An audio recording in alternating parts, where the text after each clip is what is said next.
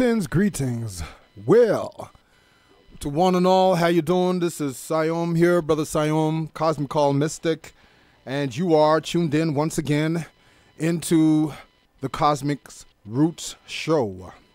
Yes, well, thanks, Brother Sod, for who was on before me, and yeah, so I trust one and all is doing well, and well, there's a lot of forces, energies, and coming up to this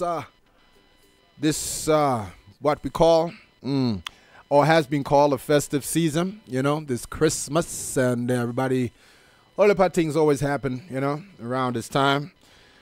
And some are into it and some are not. Some see it for what it is or how it's become a very commercialized money thing. And then you got the essence behind it, but then so much controversy around that too. So, yeah, I trust that all you fruits of the earth are well, the soul's incarnated still. And, you know, moving through this particular passage in of a period of time at this time of year. So, yes, I'm going to play some music for you before I go into what I'm deciding to discuss this evening, because I think I'm going to discuss a few things which are correlated and associated with this period of time, and I'm going to bounce off from something I said last Tuesday. But I'm going to play a tune here right now, and this is what I'm feeling to play. So, enjoy.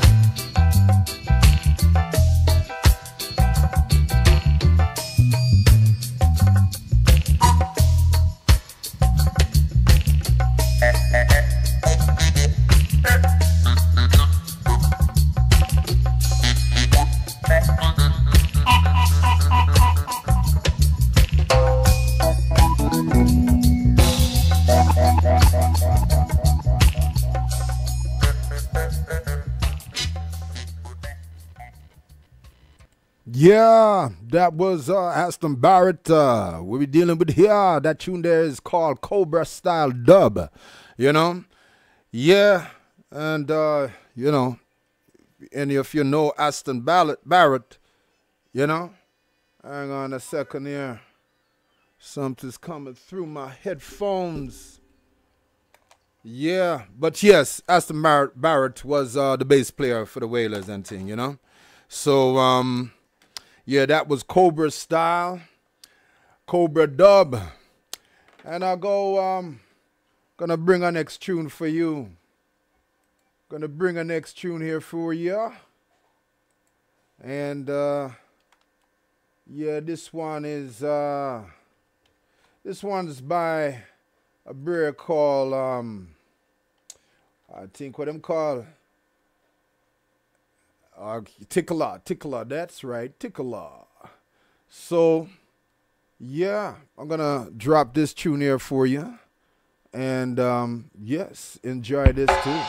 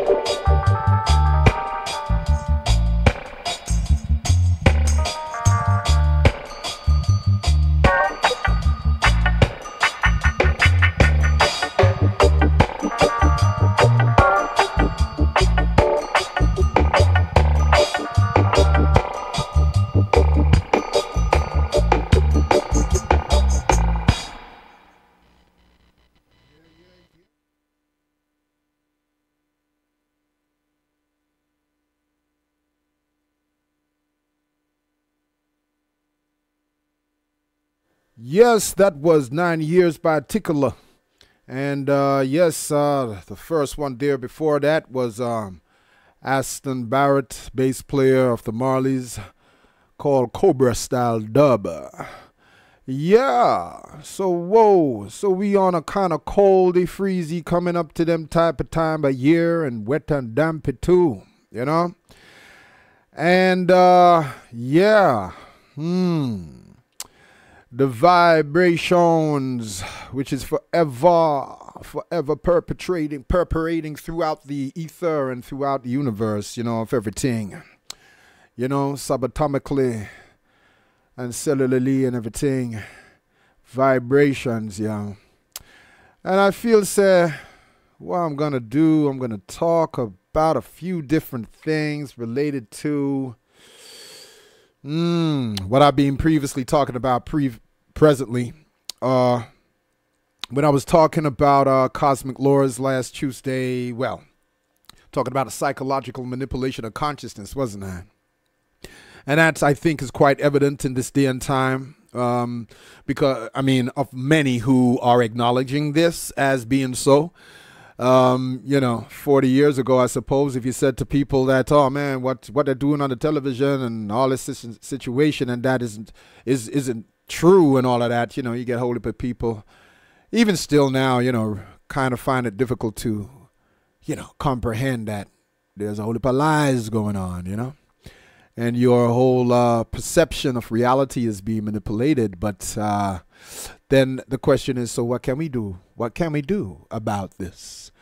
And yes, you can do things about it. But in order to do something about it, or to be in a position where you can be more empowered, so to speak, from within yourself, you're going to have to get familiar with the foundation of reality, the laws of the universe.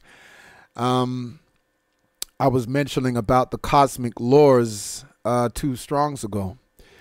And, you know, many people choose to live their life in ignorance. And if that's what they want to do, you know, but you see, the universal laws exist, whether you're conscious of it or not. And it's about how, you know, conscious you are to how you can direct your own life force energy, your vibrational frequencies, even to comprehend how you're generating vibrational frequencies, to, you know, to be directing your own consciousness in avenues that, that benefit you, okay? Because I think I'm going to break down some stuff to do with cosmic laws, because I think there's folks, we just want to continue do things and we don't realize there's a greater reality that we're consisted off and from. And, well, then things happen, okay? And when things happen, it's all surprise and like, oh my gosh, you know, and tragedy or malady and all of this stuff. And well, and then we just get all out of joint and so forth, like we, you know, like we're just getting caught up in things and there's no rhyme or reason behind it, and it's always somebody else's fault, or someone else is doing this to you, or you're a victim. Always the victimhood business, you see, victim. And you know, the emotions that are associated with that type of mentality are all coming from the human ego construct. And I know I've talked about this before, but this is what's creating hell in the world. Where, on the other hand, you're a living soul. And your soul doesn't have these heavy feelings and all this, you know, these low down type of so-called what we call negativity. But negativity is seen differently from the spiritual viewpoint. But, you know, for sake of argument at this moment, yeah, there's a lot of negativity rather than more uplifting, positive energies.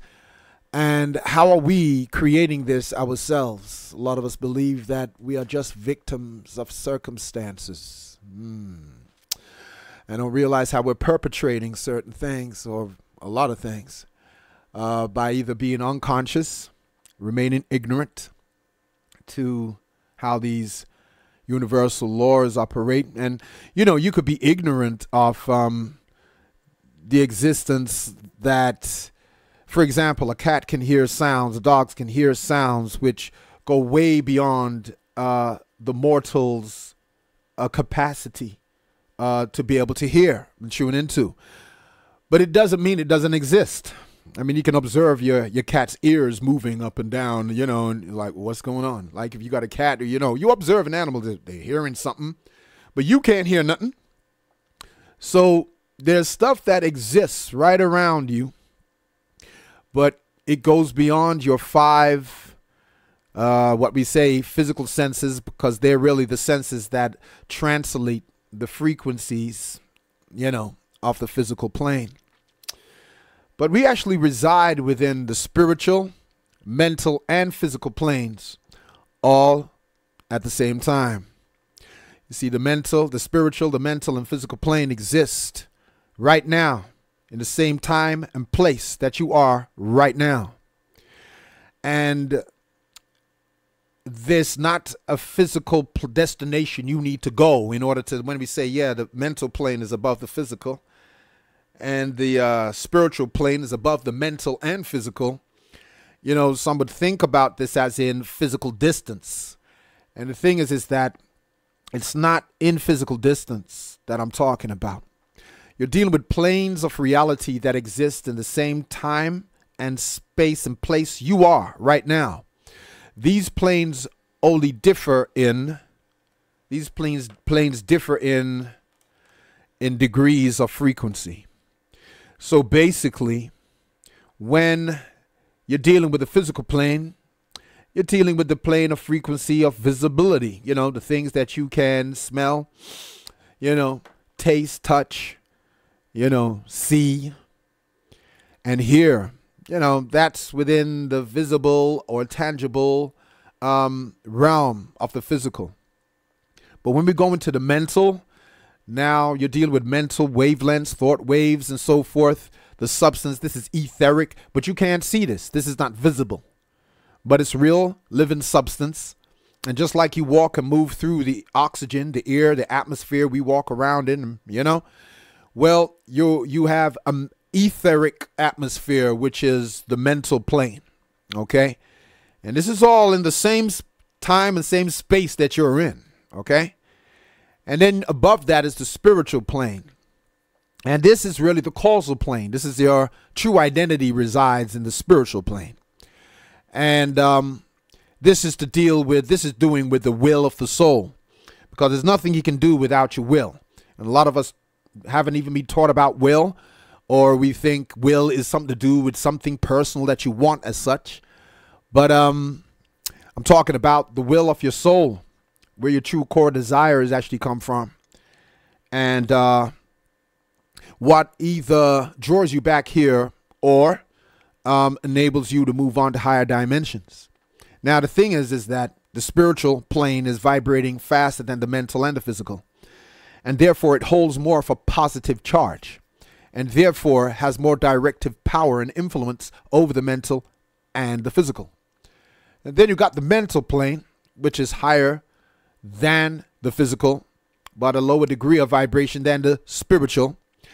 But because it's higher than the physical, the mental plane is what influences your physical.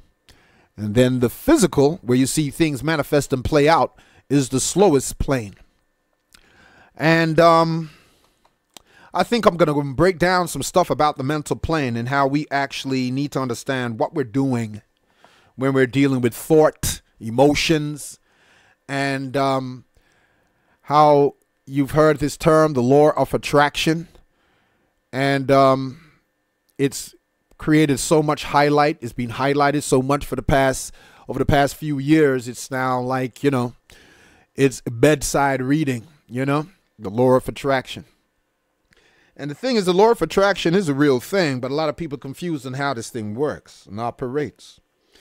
And it's not part of the 7 or the 9 Hermetic laws, which I didn't break down. I explained on last Tuesday. And the thing is, as I said, you listening to the show, this is educational. This ain't just about entertainment, even though sometimes, you know, yeah, things can be entertaining. But if you don't have a pen and paper, then, you need to take down some notes or listen back to the show after I've done my flow for the next 2 hours.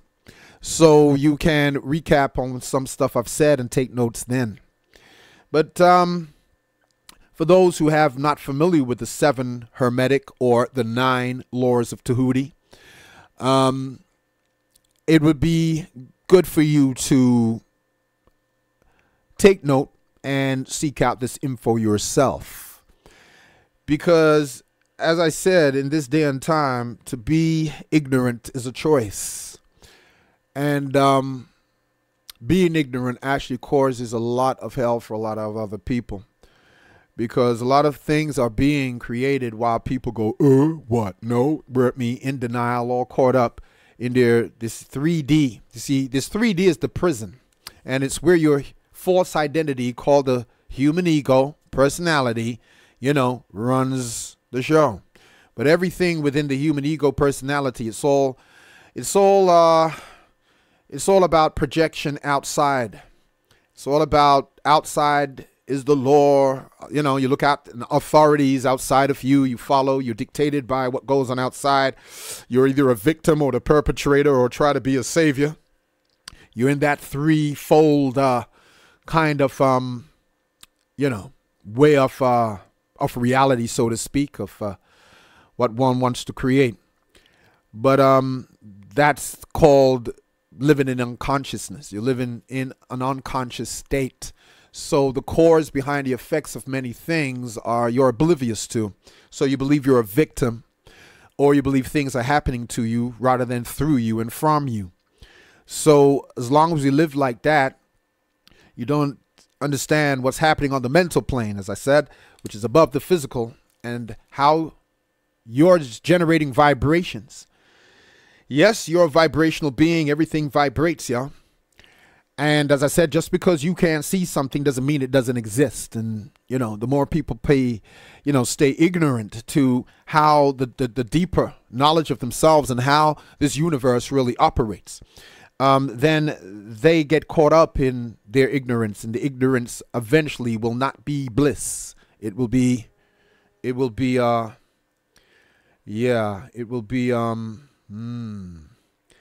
load of drama and crisis and all of them things, Anyway, listen, let me just give a little shout out to some folk, to Brother Gita, Brother Ruben, Brother Jeff, Anthony, who else was saying? Brother Aaron. Want to give a shout out to some folk listening, tuning in. Esther, Jadusha, Chanel, just looking through. Sister Sharon, I can't read out everybody. Sister Mona, and wow, there's a few here. Just a shout out to you all, much love and gratitude and so forth for tuning in. And you too, take some notes, take a pen and paper for some things that I will share that you can go into further investigation, further research, self-research for your own self, for your soul's sake, For those who are tuning in, maybe live on YouTube, yes, greetings to you all. And those who are on the internet, or those who, greetings to you too. You're tuned into Bless Radio 1, and you can tune in via iTunes app. Bless Radio is always written one word, or you can go on the internet, www.blessradio.org, and the telephone number for anyone who feels they want to tune, call in and contribute or ask some questions and so forth. The telephone number is 079 444-313-66. That's 079-444-313-66. Now, there's a lot I can be going into, and the thing is, sometimes I tell you, man, is how I'm feeling, to what frequency I will, tune in off my soul and flow and become a channel for that. But there is a few things that I feel I'll touch on because they're all interconnected here. And I haven't even named what this discussion or, name what I'm talking about, because I feel it's a amalgamation of a few things. But look, we're dealing with a time of year that's causing a lot of stress for a lot of people. We're also dealing with a time of year that has a lot of energy surrounding it and a lot of confusion still about it. And the thing is, it's important for where we transfer, you see, where we are focusing our energy. And some of us actually feed an illusion. And then we could send the energy more directive inward towards our soul to liberate it from this illusion. We're living in a time now where there's a lot of things changing. Even the Earth planetary grids are actually changing. Vibrational frequencies that are coming in, high frequencies from the cosmos, are, having a big impact on a, how can I say, on a subatomic, even deeper than the subatomic. You're going into what builds up the atoms, you know what I mean? So you're going beyond the changes are taking place, beyond just, proton, neutron, electron. You're going into what makes up the atom, into the etheric realms. Things are happening, what, the gluons, they say, is the fabric of the universe. You're dealing with what makes up, biaps and quarks and biaps and zells. These things make up atoms, okay? The electrical particles. And we're having some serious deep changes vibrationally and high frequency that is even transforming the physical vehicle from carbon to crystalline, you know what I mean? To plasma, to, we got these higher bodies, okay? Vehicles of consciousness, because you are essentially consciousness, pure life, giving energy and creative power. And you got this, we have this, we have all these different levels to us, okay? And there's changes taking place very deeply, okay? So subatomically, molecularly, atomically, there is transformation that is also changing, that's operating or from the what we call the template, even the physical template. You got a physical body, okay, which you're dealing with what you see in the mirror, and within which consists of your endocrine system and, which are the glandular systems in your body. And then you got the etheric body. This is the template of, which is still within your physical, but is the template which your physical body is being built around. And you're dealing with the emotional body there. And your emotional body is very important, y'all, because, it's magnetic and it's what you're drawing, what you're pulling to you or pushing away based upon your state of emotions, okay? All right? And let me just clarify some things here. Your physical body is operating in 3D, okay? And then you have your etheric body, which is operating within the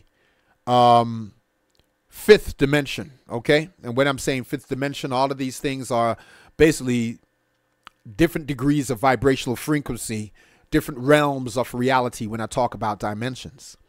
So, because you're a multiverse in itself, And in this day and time, these type of discussions come about, and, who's resonant with this stuff can tune into it, But this has been going on way before you can just, type some stuff on a computer to get it up on Google or YouTube or get some PDFs and what's not. This stuff's been going on, and there's those who've been going through their changes and feeling the effects of this stuff for over 30, 40 odd years. But it's something that's been going on even before that too. And these changes are beginning to become more evident because we're dealing with a stellar activation cycle. This is very different to any other time we've been in. Okay. And I don't feel, some people just still don't realize the significance of this. Yet you can see outside, externally, the reactions. You're seeing things manifest, all right, outside of you, which is indication of what's going on within. I mentioned that last Tuesday too. But anyway, you're dealing with your physical body, which is operating in the third dimension, which is actually this egoic illusionary identity. You're thinking you're this corporeal form and your name and what people call you, and who you come from, this parent and that paternal or maternal background, and you're stuck within cultural beliefs and tribalism or cultural conditioning of beliefs that has been also cells in a cellular level. You've inherited certain things which based upon how those were thinking before you and what they were believing, what type of lifestyle, it affects your cells and how your cells operate. This is why they say that you can inherit certain what they say, ancestral dis-ease and so forth.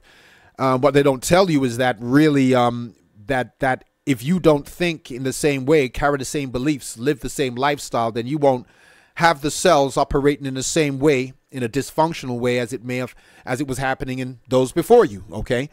So you do have, some autonomy over this. You know what I'm saying? You're not just, well, there it is. You've inherited cancer, or inherited Alzheimer's, or inherited whatever these labels they give you, and you can't do nothing about it. That ain't true. But if you hold on to the same core beliefs and you live the same lifestyle, and you will have the same stuff, play out itself in you.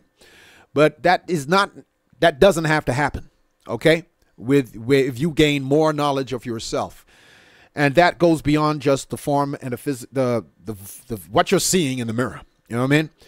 As I said, you got another body, your etheric body, which is the fourth dimensional body here, which is the astral plane, lower, middle, and higher astral plane.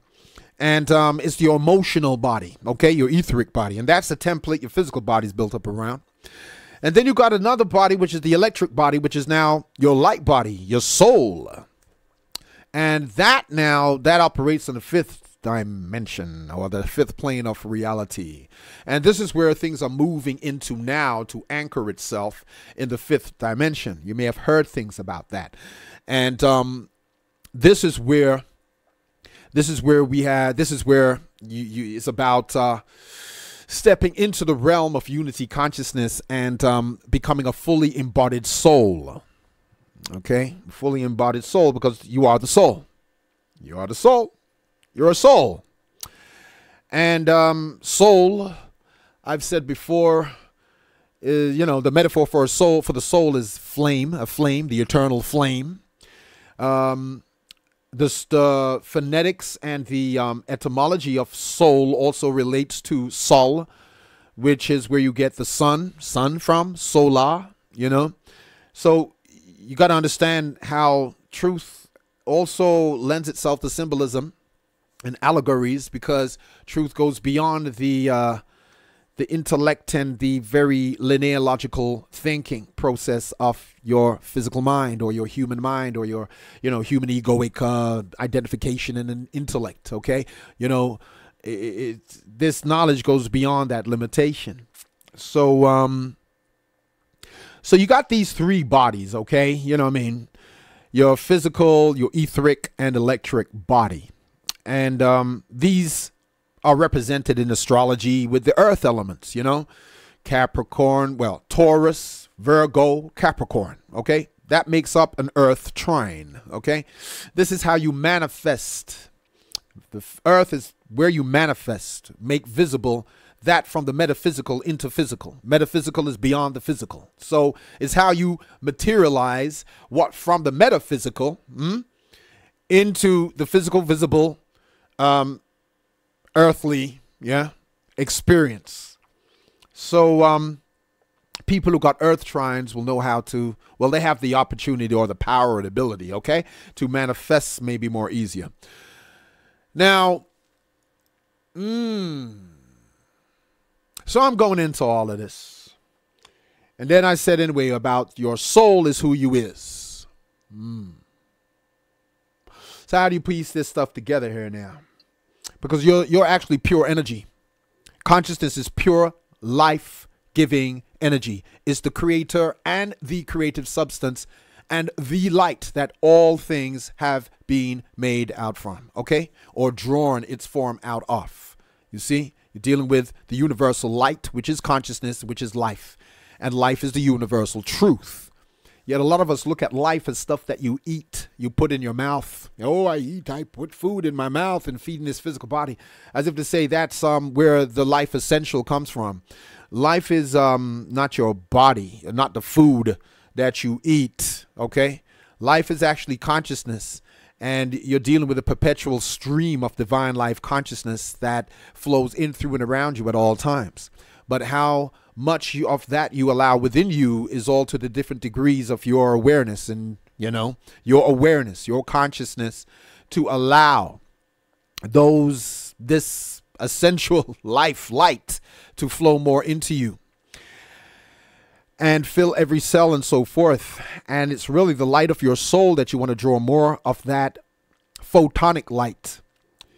And but what one is not aware of, one can't necessarily consciously participate in or access, which is why being ignorant to certain things actually becomes a detriment in the long term. Because, well, there's a saying, in the abundance of water, the fools are thirsty. And therefore, that cannot be because there's a lack of water. So, you work that out.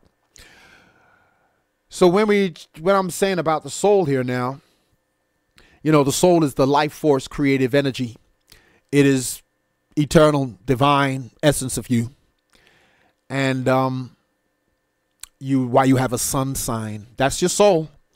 But the sign it's in is saying this is the vehicle of the personality that your soul is operating through in this incarnation. And how that personality has to work together in harmony with your soul's intention and purpose you come in here for and with, which is indicated by your rising sign, okay? Now, everything in the chart, you have to work together. You got to see it all as one whole thing, your hands, your arms, your feet, your legs, shoulders, head, back, neck, mouth, eyes, everything works together, okay? And so therefore, when you're dealing with your chart, you got to deal with that. Understanding that everything works together. So where am I going with this? So I mentioned about, the sun, okay, and your soul. Well, we're in a season right now where they're talking about Christmas. And what is Christmas? It's the Christ Mass. That's what it's saying. The Christ Mass. Goodwill to all men. Yeah. Goodwill to all people. But you wait for a particular period of time to kind of say, okay, that's when you're going to share goodwill. A lot of it's hypocrisy, is bullshit. Yeah, I'll just be real with that. We grew up with this nativity play and all of this type of stuff and what people are believing in. I mean, they have the right to believe in a lie, an illusion, or, seek more sophisticated knowledge to believe if you want to believe and not really know, but you can believe in what you want. But the thing is, there's consequences with everything because you're dealing with a universal law. And when you're dealing with universal law and ignoring that and you want to get caught up in the man's law until, you're going to get, dealing with man's law. Well, and you want to hold on to those beliefs. Well, that stuff, all that stuff is, wow, this stuff is going to make people, because see what's happening here. The energy's coming in through here now. You see, your ego can't control it. The fictitious sense of self, it can't control it. And the ego's going to flip out based on what it cannot control, okay? can't control. And your body is stored, you're storing in your body a lot of these old programs. They're programs, egoic programs of separation, fear, loss, grief, abandonment, all kind of forms of trauma, which has been brought on by erroneous identification of oneself. It's like the more you're attached to the illusion, the more confusion and, delusion one is operating from, which is going to eventually bring trauma. And these memories, the body is going under a transformation here now, with these high cosmic frequencies, as I've mentioned. And this stuff has to be cleared, so your ego's going to flip up, but you can work with your ego to assist you to clear that, because it's clearing out. The higher light coming through is clearing out of you these old programs, these old memories, these old stories that get perpetuated, you see. And we're not seeing how we're creating or keeping ourselves in one of them type of, one of them little, when a car can't move forward, it's spinning, just spinning because the soil underneath it's too soft, and now you're in a little ditch and it just keeps spinning, can't create no traction in order for it to move forward. Well, that's what these egoic programs are going to, be doing. If you're not conscious about having to take responsibility and clear out all of this stuff, let go of fear, letting go of these, lifetimes of repeated programming. So, in this day and time now, in this period of season, we're talking about Christmas, right? And it's about a son was born, and then, people are into this whole thing. It's every year, same thing every year. And then you got the alternative version of that for quote unquote black community, which we'll be talking about Kwanzaa. Okay. And as an alternative, and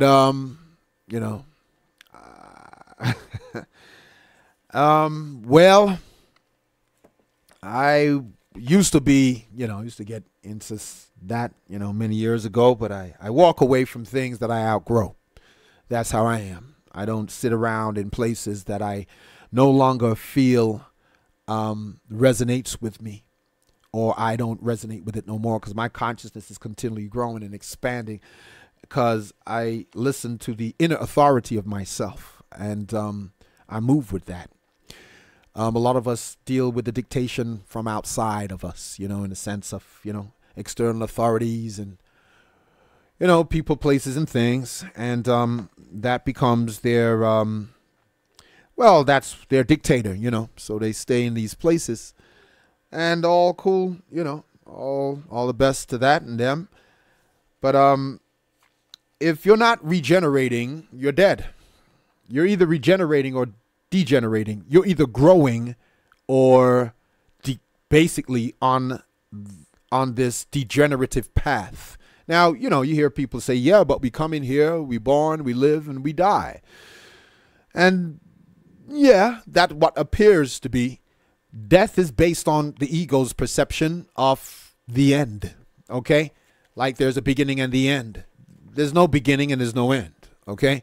Of the life that is you, of the reality, the eternal, okay? But the human ego construct, this is where your ideas of death and fear of it and the end and all of that comes in, and this is the limitation. This is why these programs have to be dismantled, cleared out, And as I said, these high cosmic frequencies are coming in here and transforming a lot of things. And as I said, even the grids of the planet of the earth, okay, are changing. And your consciousness is directly related to these, the consciousness of the planet. But let me say something here about this Christmas thing, because it's taken up a lot of people's attention. A lot of people are even, so controlled by this, they get emotionally stressed out. There's this idea, of guilt, all of this stuff. It's not something natural, It's like, oh gosh, you're under this pressure to buy presents. Presents. Check it out. Present and presents, Phonetically, the same thing. You want to get these wrapped up gifts in boxes to, oh, give to the children, give to relatives, and all of that business. And the pressure and the guilt behind, you know, in that people carry because they may not be able to afford to buy a present. You know what I mean? But while, you know, people are consumed about presents and, you know, that which you wrap up, you put colored paper over a box. And, you know, you could have bought this thing any other time. But somehow this period of time makes everything so different, you know. Buying the same thing you could have bought for somebody, you know what I mean, during the summertime or spring or whatever. Oh, it's so different because it's Christmas, yeah. And they give you the whole thing about, but it's the children, it's for the children, you know. Children want the presents. But that's how you this is how you're conditioning children. This is how you're keeping, you know, your offspring in an illusion, in a lie. You're feeding them this thing, okay? Now I'm not saying it's, yo, don't buy no presents and don't get caught up in it. You do what you want to do. But you see, a lot of people are doing this out of false sense of obligation, and they feel guilty, you know. Oh, you know, and then you see the ego. People judge, the human ego. Oh, want to judge other people. You see the judging, you know, what you're doing if you're not doing what they're doing. Or, you know, again, you know, the human ego likes to think it knows what you're thinking when it's their own freaking selves thinking what they're thinking. And you may not be necessarily thinking that way, that preoccupation of things. And it's just a projection of shit. Well, you know, there's a lot of this stuff, you know, in the air and all of this. With all the other stuff going on on the planet as well at the same time, you know, you got this other stress of Christmas, you know. Now, this whole thing about Christmas, the birth of the sun. On the 21st of December, which is going to be, what we got? On Friday, you're coming into the winter solstice. Now, the thing with the winter solstice, why I'm going to mention this, and what am I talking about Christmas? And a moment ago, we were chatting about the physical body and these sheaths and these templates, and talk about the sun and, you know, and cosmic laws. I mean, I said I was going to talk about a few different things that are interconnected and interrelated. So, you know, follow it, okay? Just feel in and follow it. Okay, you'll start to come together in a moment.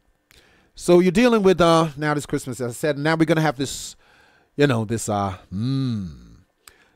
we got is the winter solstice. Okay. Now you've heard of a summer solstice, and that's when the sun is at its zenith or its highest point in the sky. Okay. In its rise, I should say. And it appears to be still for a few days before it starts to move towards its descension, its decline, for you to eventually end up having the autumn equinox, yeah, which we had the 21st of September. And you get an autumn equinox and you get a spring equinox, okay? Equinox meaning equal night. Well, since we passed over the equinox, equal night, it's getting darker. Well, it's got darker. You see how it goes. So you're getting less light and more darkness or more shadow. When you have an equinox, you have an equal light, equal as much night, you're having the same much day. Okay? Same amount of light, you're having the same amount of night. All right? So now we've gone past that point. And now we are coming to the summer solstice, 21st of December. So solstice means the sun being still. That's what it means. Solstice, sol, I told you already, means sun. And stis is still, okay? Stasis. You're in a stasis, okay? You're still. So it appears now that this sun is not moving, and it's furthest away from the equator at this point. So we have a summer solstice. Excuse me, winter solstice. We have a winter solstice. So what does this mean? What am I chatting about this to do with Christmas? Well, it's all based around the death and resurrection of the Son of God, what we've been taught. Biblical stuff, okay? The Son of God. The Son of God. Think about it. Now, this is nothing new, I'm saying. Enough folks broke this down over the years because as years go by, more light comes in, more expansion of consciousness, and you get things that you wouldn't have heard maybe 40 years ago, 50 years ago, 70 years ago. Now it's just increasing. So not so many folk are just buying into the lie and the programming and, you know, all of that cuckoo stuff, right? And, you know, you say certain stuff to folk some decades ago, get really offended and all of that. But anyway, so you got this summer solstice. Oh, why do I say summer? Back winter solstice. I'm correcting myself. So all of you listening, you know, anyway, what I'm saying. So you got this winter solstice when the sun stands still. So with this solstice now, this sun is where you're getting the Son of God. Really, you're dealing with the son of nature. But we've been told the Son of God. And what is God? And I've already turned around and taught that the God in the Bible, yeah, some folk need to really re-look in that Genesis, you know, and understand you got God, you got beings that came down to this planet and interfered with the inhabitants of whom was on the planet already, okay? So when you're going to chat about God, you've got the true source that was already recognized and realized within ones who already inhabited here. And then you got this God now, which has become a God worship, God concept based upon the beings that came down here and interfered with the inhabitants of the planet. And yeah, I think you guys, you know, you need to deal with the Sumerian tablets and get into the Enuma Elish and read these things to understand where the roots of the pages in your Bible come from, to what and what you're believing in. And some folk will feel afraid to let go and question their belief system and don't realize, well, you know, anyway, you know what? I'm going to go into something to make you see why it's important to understand about your mental state. I mentioned about the physical, mental, and spiritual. And we originate from the spiritual, slow down in vibration into the mental, and materialize, manifest visibly into the physical. These are the three great planes of existence. These three great planes of existence. They all exist in the same time and place you're in right now. They just differ by degrees in vibration. So I don't go too far off of one thing because I'm tying things back into each other. So if you just bear with me. So then we're dealing with this winter solstice, as I said, and it's when the sun remains still. It's where things get very dark. Long period of night or shadow hour. And this is also when you're getting the death of Christ. The death of the Son, crucified on the cross. Yeah, this is your story. And this is how you get a narrative that when you don't understand the origins of where this narrative comes from, you buy into this stuff. Anyway, well, you get the Son being crucified. Yeah, the Son's being crucified. This is the winter solstice. Now, the Son is dealing with your soul. So actually, at this period of time, there's this thin veil between the physical and the spiritual. Just like when you're dealing with your November stuff and you got all these different periods, Sky Forks and Halloween and all of that.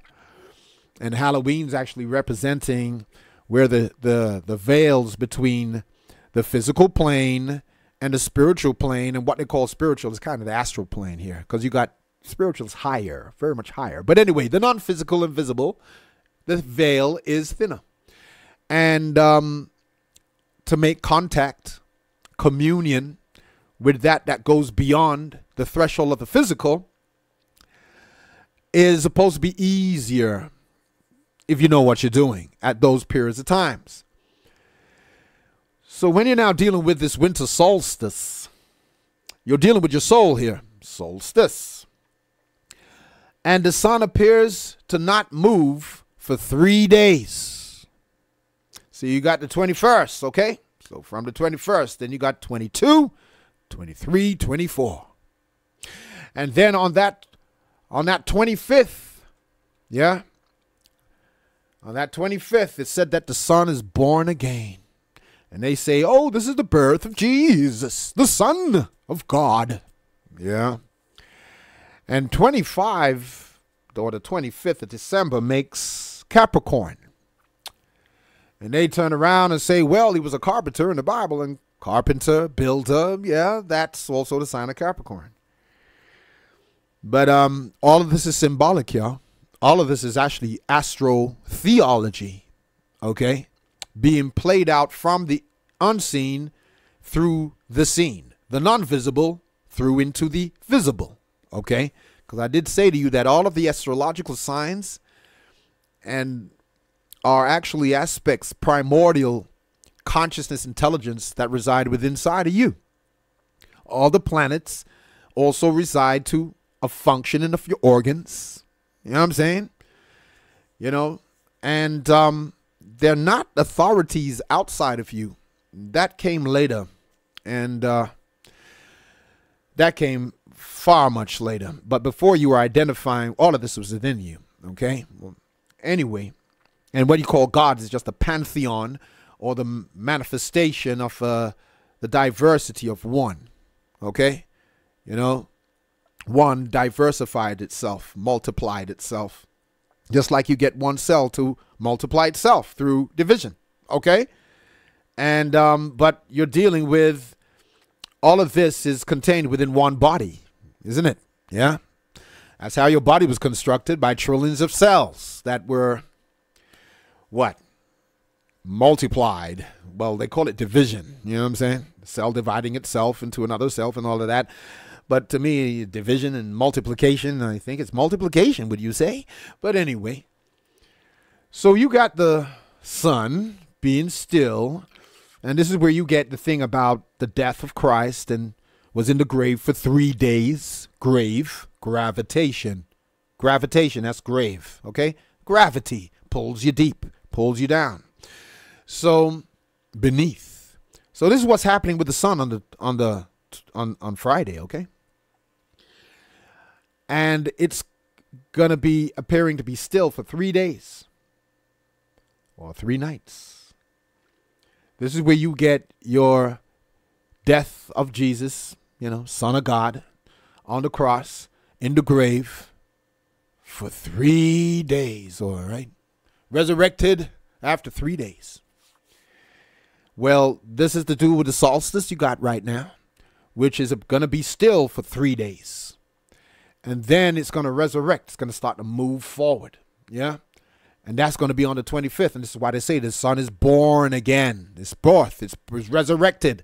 Yeah. On the 25th. All you're talking about is the winter solstice. Now, during this time when the sun is still, this solstice is, you know, happening on Friday.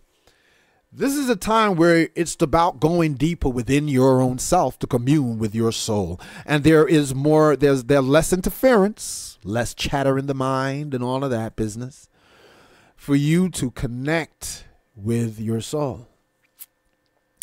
Now the soul is really the Christ within you. You see? And when you're dealing with Christ, you're dealing with a story that goes back, wow, way before 2000. It goes back to time immemorial, you know.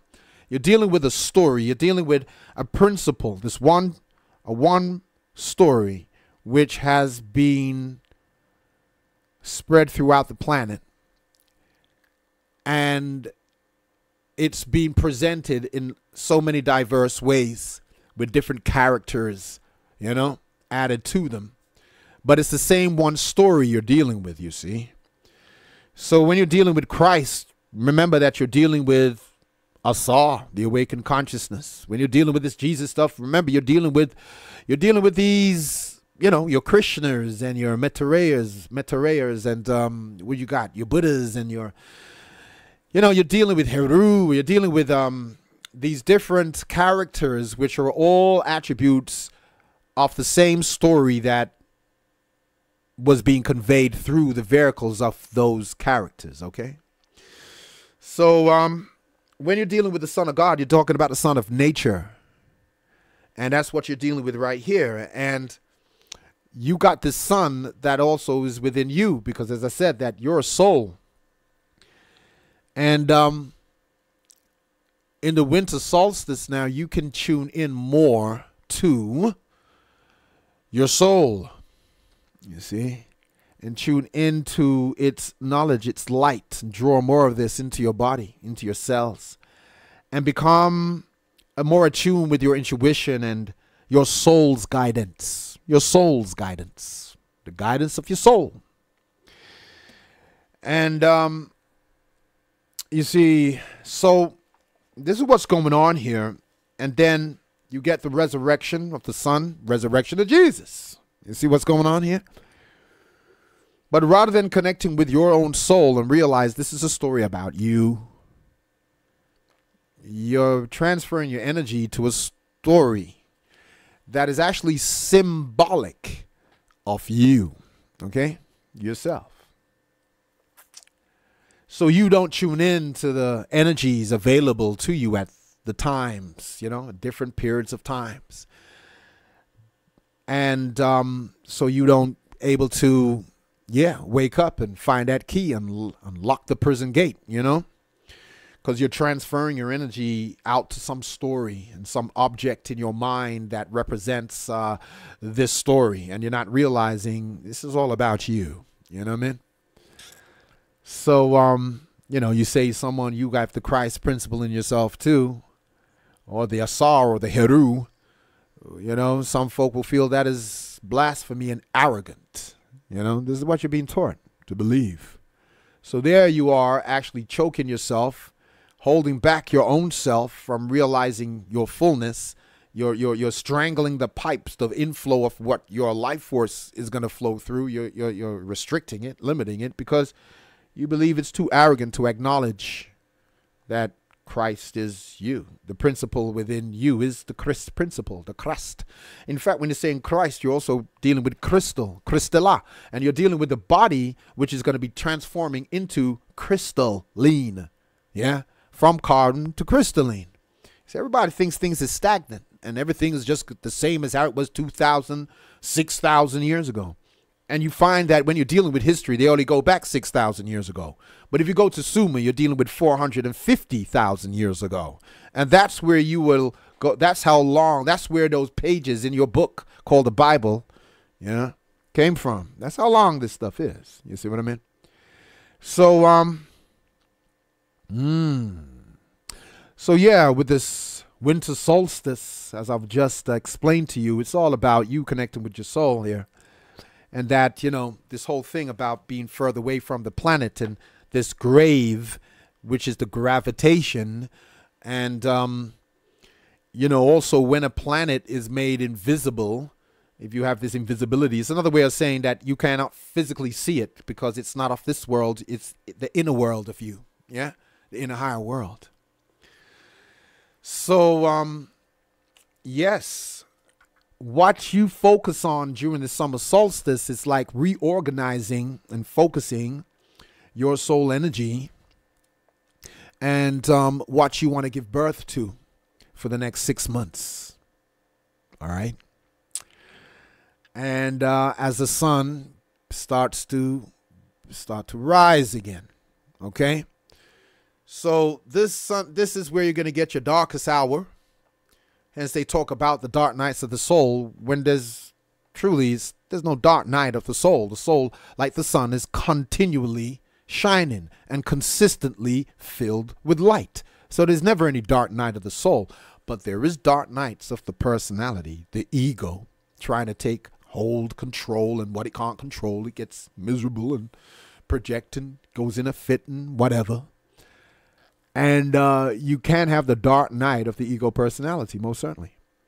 That's the grieving of what it believes is lust and, letting go and grief and,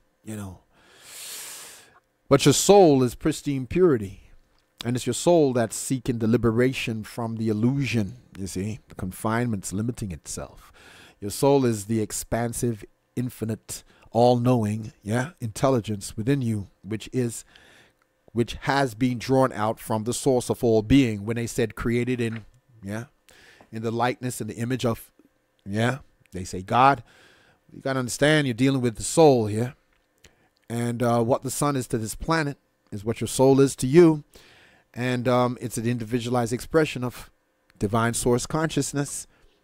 And you have the laws of existence that are what would be, what you would say, the nature of yourself. And being in harmony with the nature of yourself, you'll be in harmony with the laws of existence. And, everything will be, you'll end up seeing, all this creative power of the soul starts activating. Now, we're in a time where all this illusion is being faded away, but people have to do their work in themselves. So I'm going to read something, Tom. I'm going to read something here and I'm just going to flow with this because I think by reading it, it will be bringing some stuff, making some stuff concise. And if there's any notes you want to take down, you can take down these notes. And when you listen back to the show, you can take down even more further notes. Because what I'm going to be reading is going to be more concise to what I'm, in so much vastness of the information that needs to be conveyed here. But before I go into this, I think I will give you a moment to digest everything I've just said. And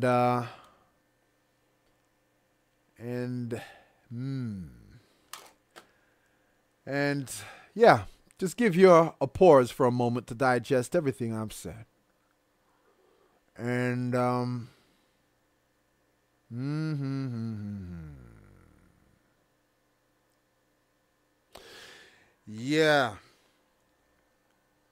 and I suppose,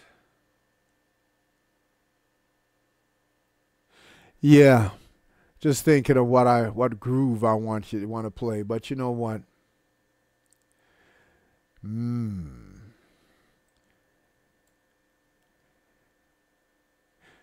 All right, bro. Listen to this, people.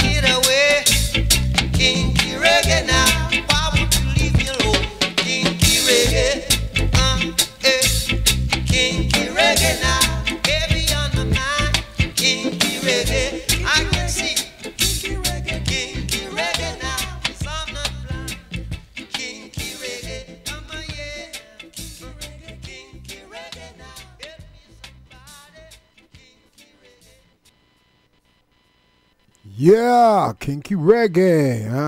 Bob Marley and the Wailers there. And I think I'm going to play one more before I go into what I'm going to read. Because I'm going to go into mentalism.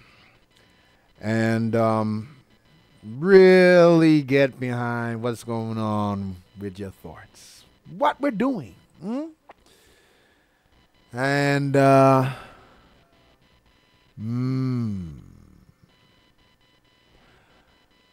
go play this for a moment. Instrumental. Yeah.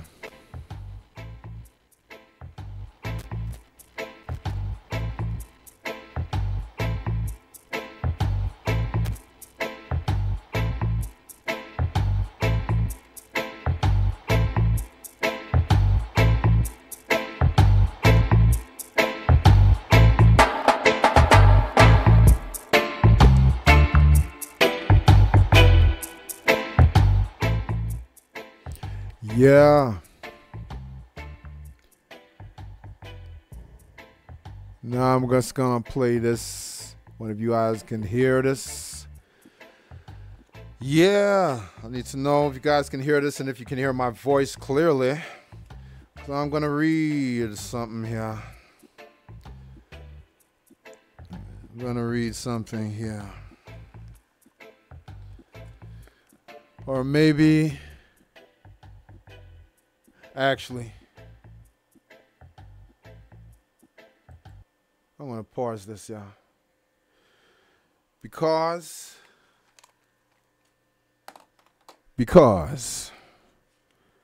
I don't want no distraction to what you're hearing.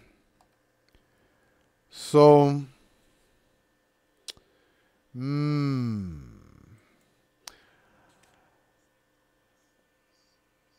all right. Yep. As I get into this, because I could get some meditation. I've been asked, you got any meditation music? And I'm like, well, yeah. But what kind of such I haven't selected. I got some good stuff, but I didn't actually bring my own selection here. And some of this stuff is really a bit, anyway, I'll tell you what, though. I'm going to read this thing here for y'all. And this is about one of the cosmic principles you need to comprehend. So I'm just going to go into it like this and take some notes. Now, we deal with the law of attraction here.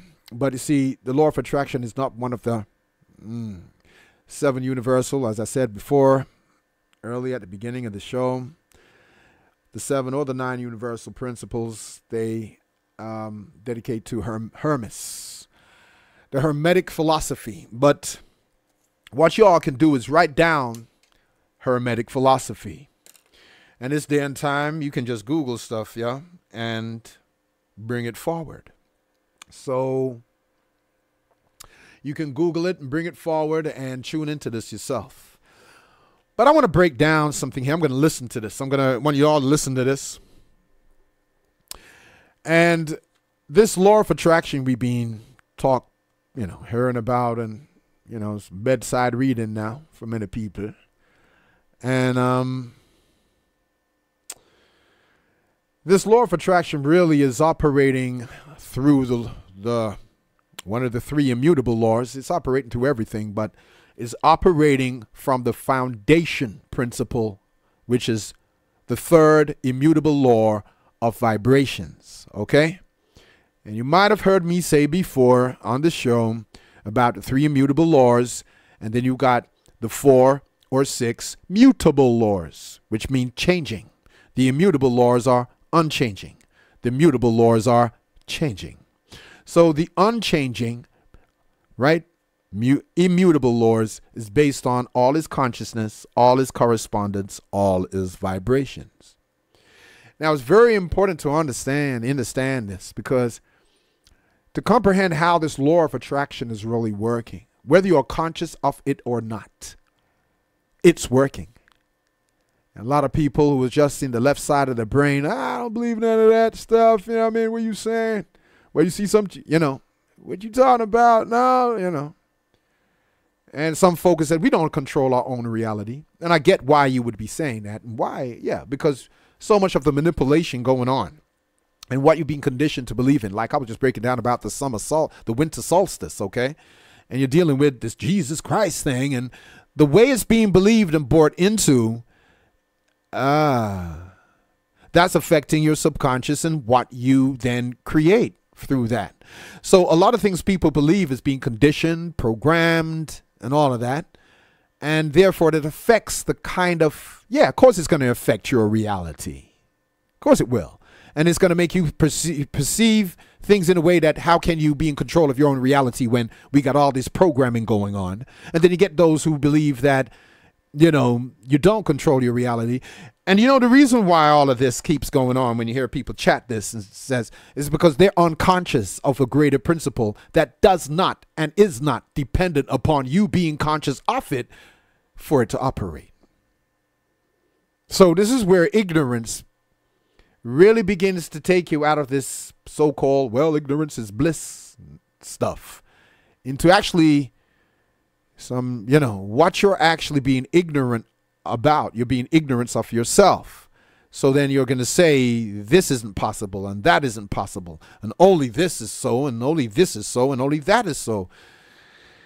And you're speaking from the prison cell of 3D consciousness when you're on that level. And you find some folk are very intellectual. They can write books upon books, y'all. They can talk on various things in history and talk about, even be a scholar on the Bible. And really be into about, very into that.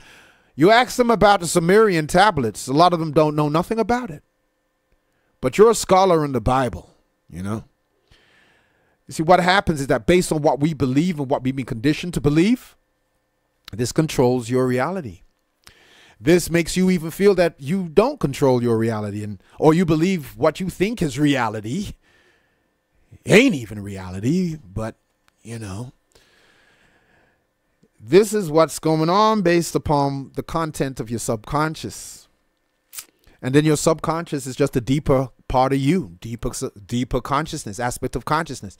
But that's not all of you. You got your super consciousness. And these are terms and words that we live in this world that uses to give labels to things that really are beyond these labels, but you use these terms in order to give some kind of reference to people. So the mind can, the cognitive mind can find something to grasp onto and, give it some framework of reference to work with. But let me go into this thing about the law of attraction and dealing with the mental plane. Because, as I said, the spiritual plane, mental plane, physical plane. And a lot of us are just operating on this physical plane and don't even want to understand how, from the mental plane, how you're affecting your physical, and also what you're sending out and receiving. Sending out objectively and receiving subjectively to others. Yeah. Let me just go into this. Okay. Like vibrations. All right. Here we go. Like attracts like. This is the axiom for the law of attraction. Like vibrations resonate with like vibrations. Now, the law of attraction explained. I'm going to talk, I'm going to read, and I'm going to explain and break down some things, but I'm going to try and do this whole thing for you in a nutshell. The basic premise of the law of attraction is that like attracts like. The word attraction, however, has given rise to much confusion because it automatically triggers the notion that opposites attract and that likes repel, as is the case, for instance, with what appears to happen between the two opposite poles of a magnet.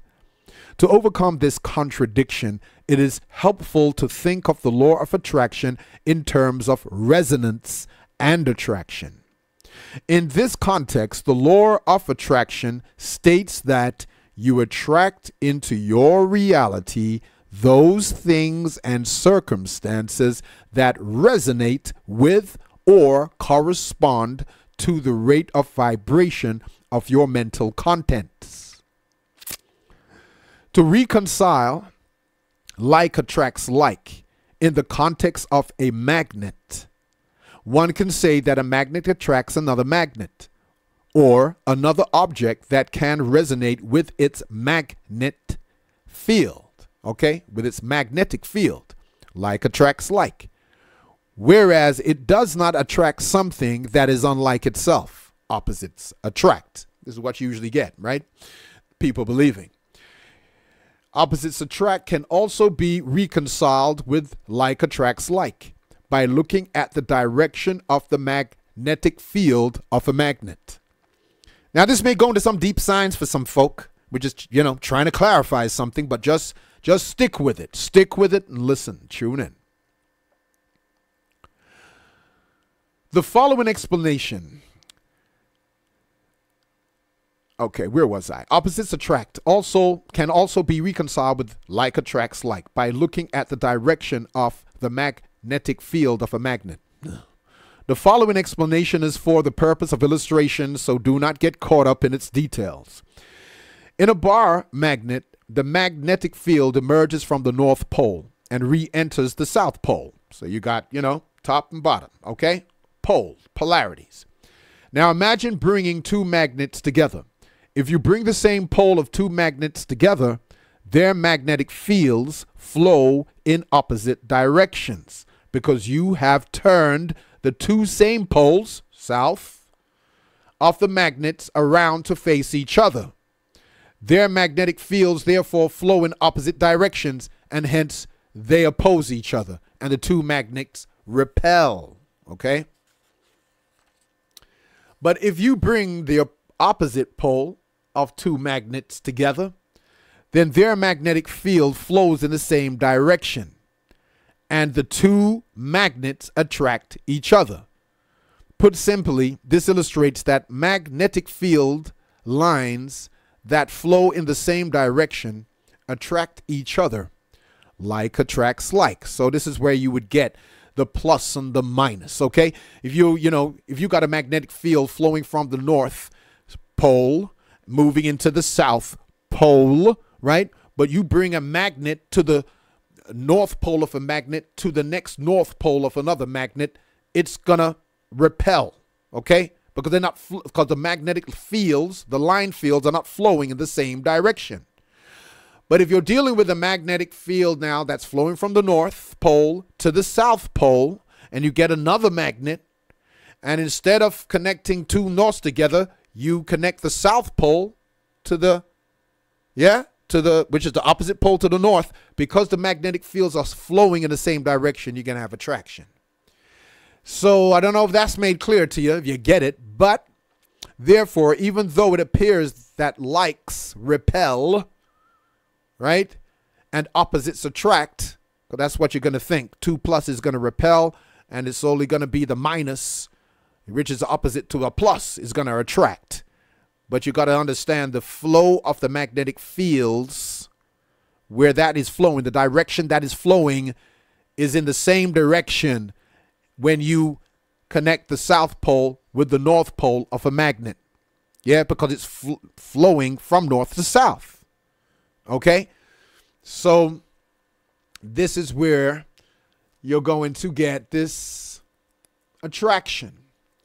So therefore, even though it appears that like repels and opposites attract at the point of two magnets' respective poles, a look at the direction of their magnetic fields reveals that the reason opposite poles appear to attract is because their magnetic fields are flowing in the same direction. You can also think about it in this way.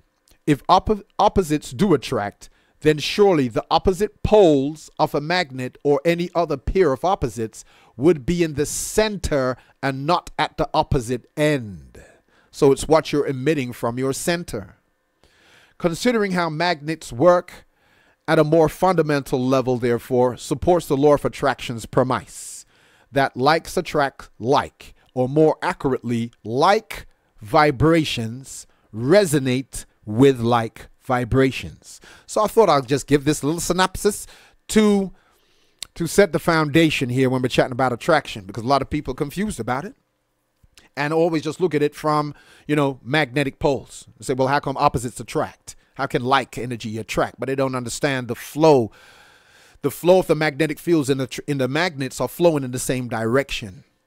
And what you're really dealing with is like vibrations resonate with like vibrations, because you're dealing with resonance as well. Resonance is the natural frequency that a structure or form vibrates at and is easily maintained by the same complementary frequency. Okay? That's what resonance is. So when you meet when something else that have a similar frequency of what something else is vibrating at gets into close proximity, you're going to have a resonance. Okay? Resonance, resounding again. So you're dealing with like vibrations resonate with like vibrations. Now let's get into mental magnetics. Okay? Your mental. The mental plane is above the physical plane.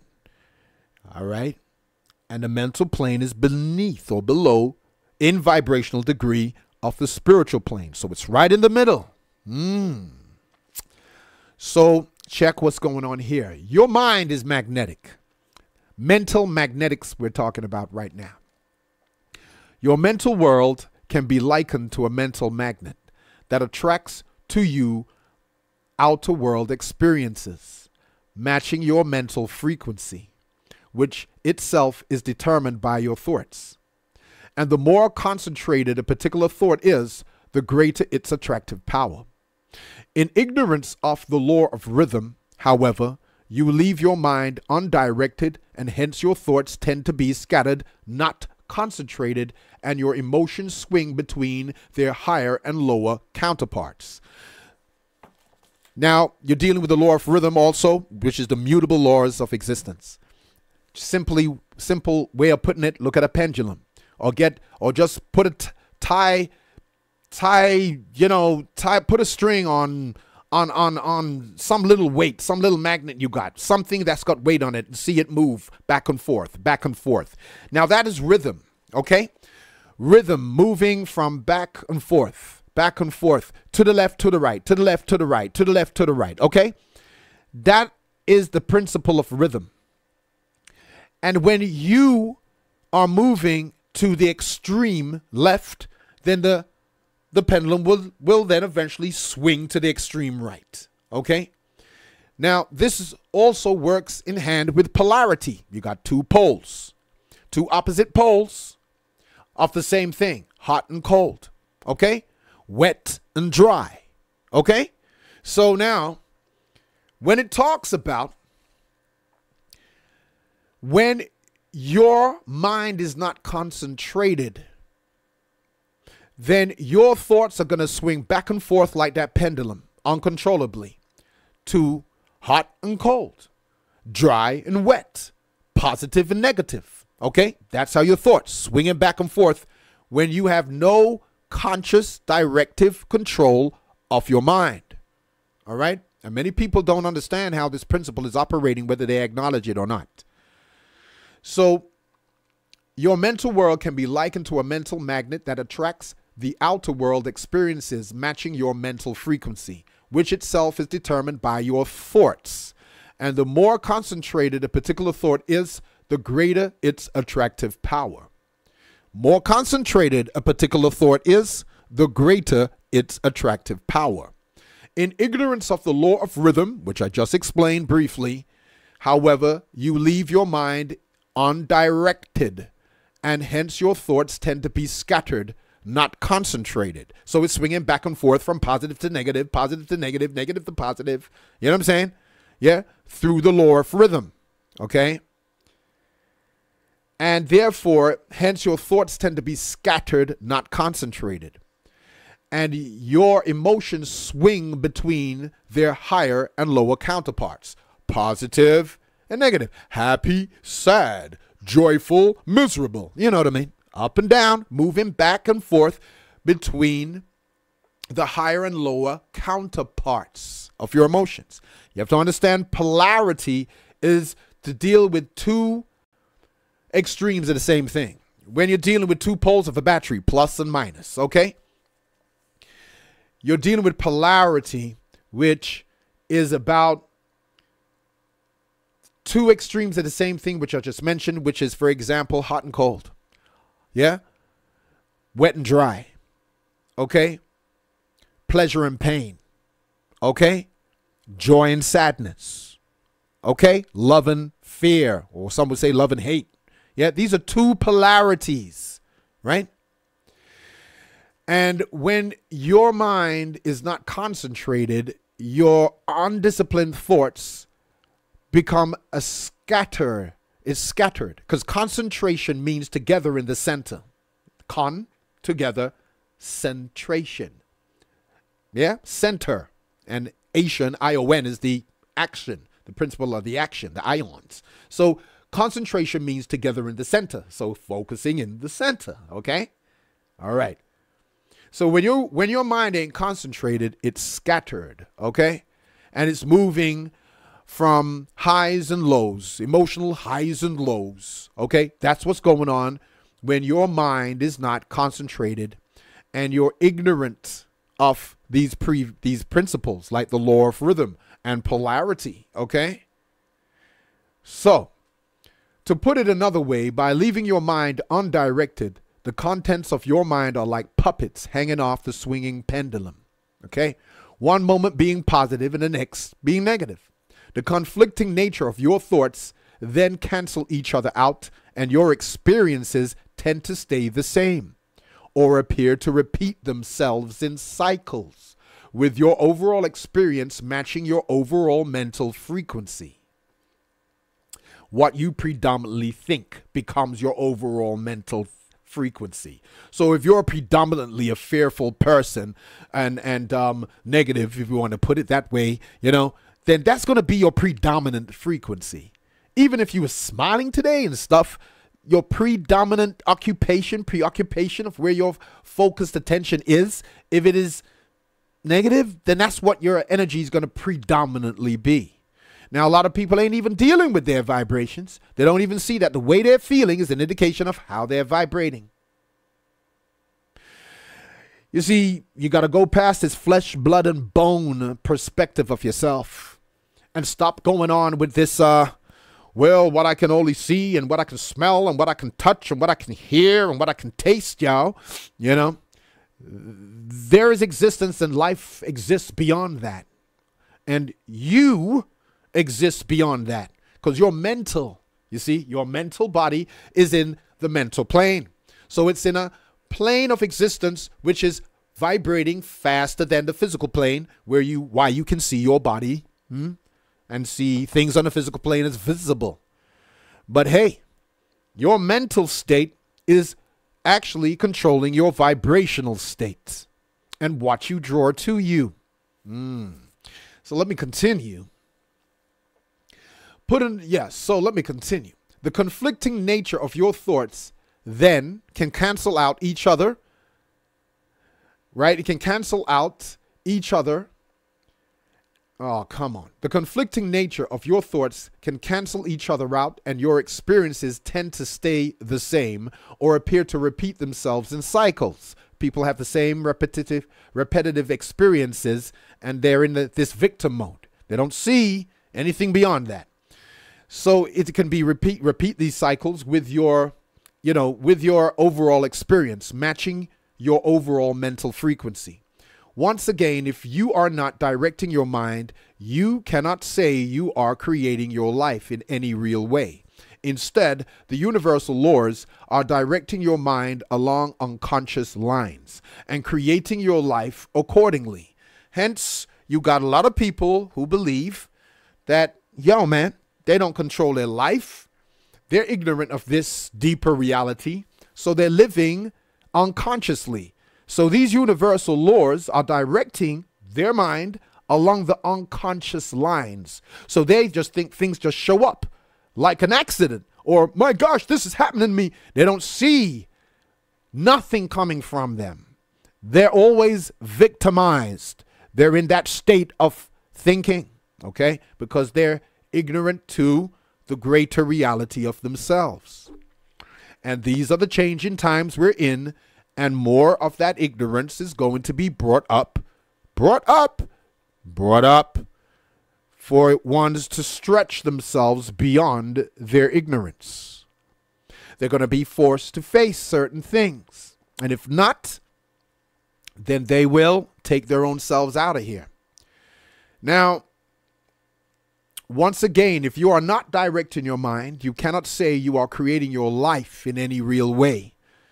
Instead, the universal laws are directing your mind along unconscious lines, creating your life accordingly. Okay? So things are just happening to many people. Another way to look at the law of attraction is in the context of the unified field. Remember that the unified field is the field of the infinite potential energy of universal consciousness, containing all possibilities in potential form, which are in turn transformed into actualized form through thinking. Your thoughts resonate with and attract to you in physical form those possibilities that match their frequencies. The principle of thought power works along the lines of the laws of vibration and attraction. Let me just pause a second here. What I've just said here. Another way of looking at it is that the law of attraction is in the context of the unified field. You've heard of the unified field. Yeah? That which is this energy that everything is connected within is the unified field of consciousness, like an ocean, okay? That, all life is swimming within. That's the unified field. Now, it makes a point of saying, remember that unified field is the field of infinite potential of energy of universal consciousness. So it means that it's containing all possibilities in potential form, but it's not actualized yet. So it's potential form. You're dealing with an ocean of unified possibilities containing all possibilities, but it's all in potential form, which has not turned into has not been turned into actualized form yet. Yeah? But how they're turned into actualized form is through your thinking. So a lot of people are thinking and don't realize that their thinking is not just some, oh my gosh, something just happening in the back room somewhere, buried 10 deeps down, under the ground, and, it's just, like you're just playing some dice and throwing them on the walls, you know what I mean? Like you're playing crap or something, yeah? Which is a game. So your thoughts are actually energy, okay? The principle of thought power works along the lines of the laws of vibration and attraction. So your thoughts are vibrations. So thoughts are things. Like thoughts attract like thoughts. Mental attraction is thought resonance. Mind power is thought power. So let's go in and explain this. Thoughts are things, invisible things with visible effects. Thoughts are things, invisible things with visible effects. Write that down. Pick up any line you want to. Write it down if it resonates with you. So, thoughts are things, visible things with, thoughts are things, invisible things with visible effects. Invisible things with visible effects. All right? Your thoughts are things. Invisible things with visible effects. The difference between the substance of your thoughts and that of solid matter is that you cannot physically see thought substance. because it is of a much higher rate of vibration compared to the physical world or the physical world of things. But just because you cannot see, hear, or measure something does not mean it doesn't exist. You get a lot of people who don't realize others can read energetic language. In fact, that's what they call telepathy from the human level, but it's really energetic reading. And because you cannot see something, people deny that what their thoughts are vibrating and energy off can be picked up and felt and read by other people. Okay? So people lie all the friggin' time about what thought vibrations they're actually entertaining. Okay? And you can feel it. When you tune up yourself, you can feel it. And as I said, thoughts are things, invisible things with visible effects. All right, let me continue. So just because you cannot see, hear, or measure something does not mean it does not exist. So you get folk who want to play their games because you can't see something, all right? For instance, there are many degrees of light and sound vibrations that no human eye or ear can detect, yet we know they exist because we have invented scientific instruments that can detect them. In the same way, we cannot see the vibrations of forces of electricity or magnetism, but for the same reason, we know they exist. Learning how the invisible vibrations of electricity and magnetism are produced and transmitted has enabled man to direct and make use of them for his benefit. But just because we are aware of and can direct these forces today does not mean they did not exist before we became aware of them, which is what a lot of science wants to do, because they turn around and come and tell you something about, oh, the heart generates the most powerful electromagnetic frequencies in the body than the brain gives off and all of that business. And as if to say now that because they've scientifically verified that this is so, that it only exists since they've been telling you, when it's always been existing. Enough folk have been telling you about living from the heart is more superior than living just in the head. But yet, when Western science now confirm it, oh, it's a good thing to talk about. Oh, that must be true and real. You see what happens when you live in a world of ego that depends upon what it can see alone to confirm the existence of something? And how people will fight and use their egoic intellect to deny the fact that you can pick up vibrations, their mental transmissions, that is invisible, but they exist and you can feel them. You can energetically read it. And then people lie. I ain't doing that. I ain't saying that. What you talking about? Blah, blah, blah, blah, blah, blah. You know what I mean? Let me continue, y'all. So, all right. So okay. But just because we are aware of, and as I said, it doesn't mean that they never existed before. When you understand that thoughts produce a force as real as the force of magnetism and electricity, you will guard your mind just as you do your body from being electrocuted. Yeah, of course. We will now consider why and how thought power works along the lines of thought vibrations. This is a fundamental principle of the mental plane, which you exist within. It's not somewhere physical that you think it's some distance far away from you. No, all of them, mental, the spiritual, the mental, and the physical plane all exist in the same time and space you are in right now. They only differ through degrees of vibrations. So hence you can see the physical, but you can't see the mental because it's vibrating faster. But it is the etheric substance of your thoughts. And it has the power of electricity and magnetism. Okay? All right, let me continue, y'all, which are real things can be felt. All right. So, when you understand that your thoughts produce a force as real as the force of magnetism and electricity, you will guard your mind just as you do your body from being electrocuted. We will now consider why and how thought power works along the lines of thought vibrations. This is a fundamental principle of the mental plane and is reason enough to keep your overall mental state and thoughts at higher levels of positivity.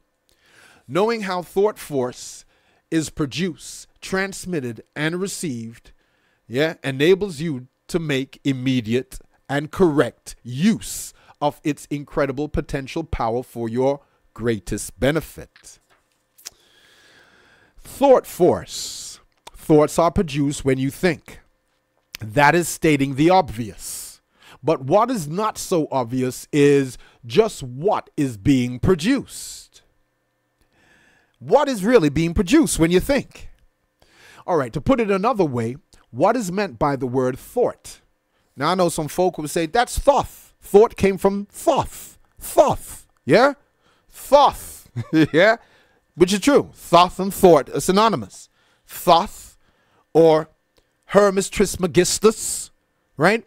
This is where you get your 7 Hermetic principles from. And this is what is in it, all right? This is part of the information in it.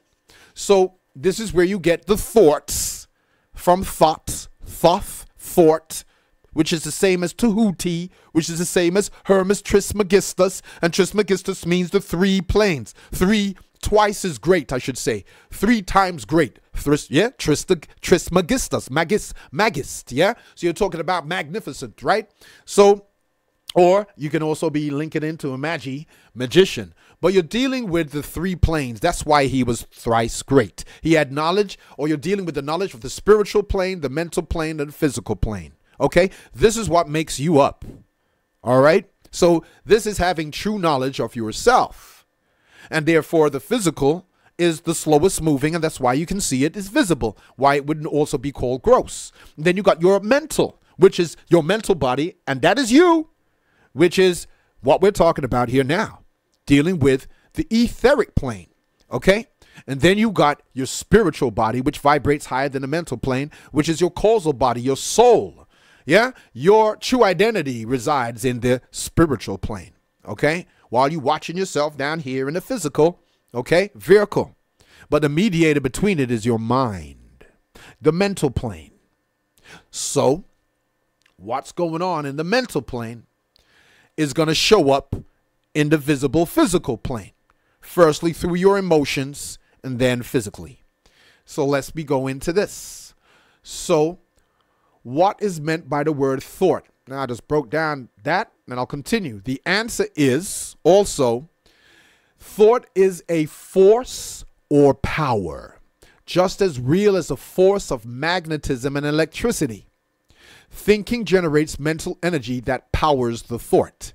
And as is the case with any power, the power of thought has the capacity to be immeasurably constructive or equally destructive, depending on how it is used. But ignorance of the power does not make you immune to the consequences of its use. Right? So you hear that? Ignorance of the power does not make you immune to the consequence of its use. You see, a lot of people want to go on like how they might use their mind and the thoughts that they entertain. No mean nothing. It's only what's going on in their head, and it's not affecting anybody else. It's not affecting themselves, and it's not affecting anybody else. Or way you think is not attracting to you what's coming to you. No. That's just other people's bad mind. Now you hear this thing about bad mind. You hear people talk about bad mind people. It's how you're using your mind.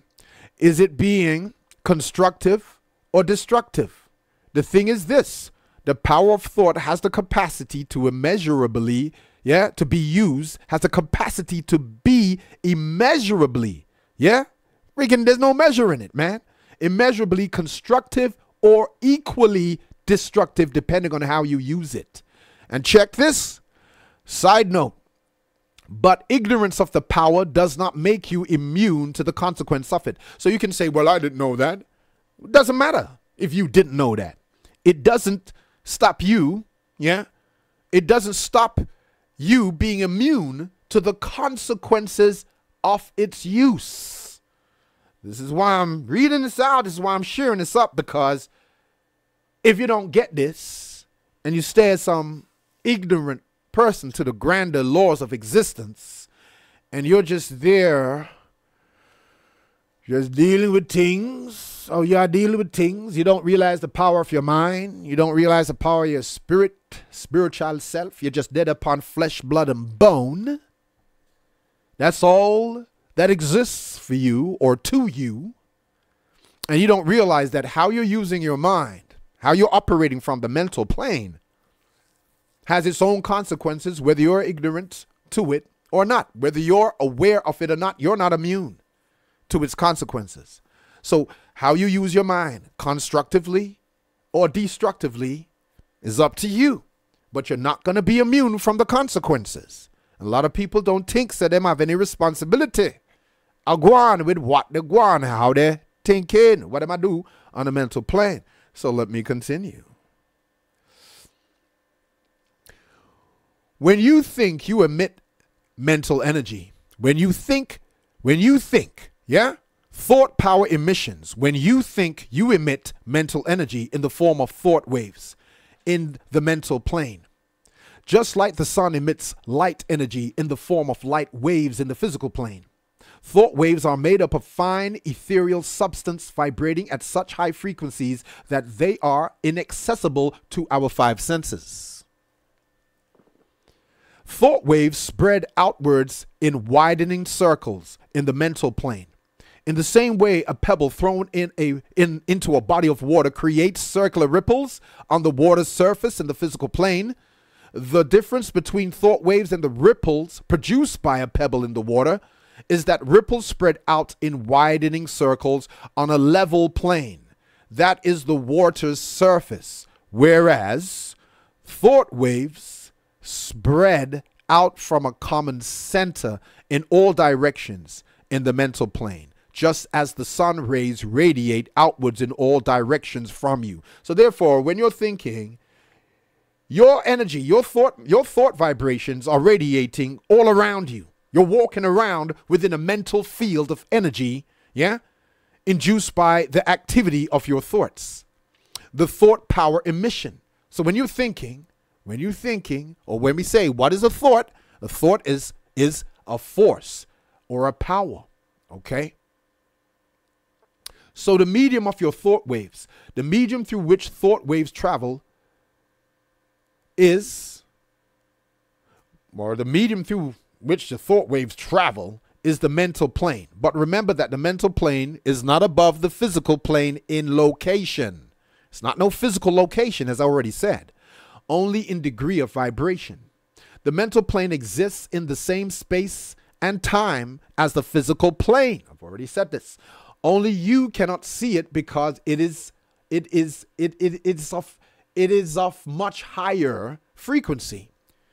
All right. So if it's of much higher frequency, the mental plane, you can't see it, but you're walking around in it because it's part of your makeup. The atmosphere of the mental plane is comprised of a substance referred to as ether in metaphysical texts. Metaphysical means beyond the physical. Yeah. This mental atmosphere of ether is all around you. Right. So that's the substance. Okay. Ether. And there's degrees and different degrees of ether. Just as is the physical atmosphere of air that we walk around in, you exist in it and move through it. So you are moving through this ether of this mental atmosphere generated by your mental activity. In the same way, you exist in and move through the physical atmosphere with its multitude of vibrations that you cannot see, such as light waves, radio waves, and sound waves. Thought wave transmission. The transmission of thought waves in the mental plane is analogous to the transmission of this rate of radio waves in the physical plane. So here he is. I'm on a radio. Okay. The radio waves radiates outwards from their central point of origin, right? Which is what? The broadcasting station where I am now. So this is radiating, transmitting out from its central point, which is the radio station, the broadcast station, okay, with a frequency corresponding to that of the station, okay? What I say, why you can tune into it, right? You know what frequency you got to tune into to get this. So we have a frequency, the station, the broadcasting station has a frequency, and this is what we're transmitting from. The frequency corresponding to the frequency of the station, right here. In the same way, Our thought waves radiates outwards in all directions from their central point of origin, that is the thinker. So you're the central point of origin of what you're broadcasting. You're the central point. Yeah? With a frequency that matches the mental frequency of the thinker. So whatever frequency you are, the thinker, mental frequency you're on, this is the frequency you're putting out. Okay? Now, thought wave reception. Taking the radio wave analogy further, you can also understand how your thoughts are received by others and how you receive their thoughts in the mental plane. You hearing this, y'all? How your thoughts are received by others and how you receive their thoughts in the mental plane.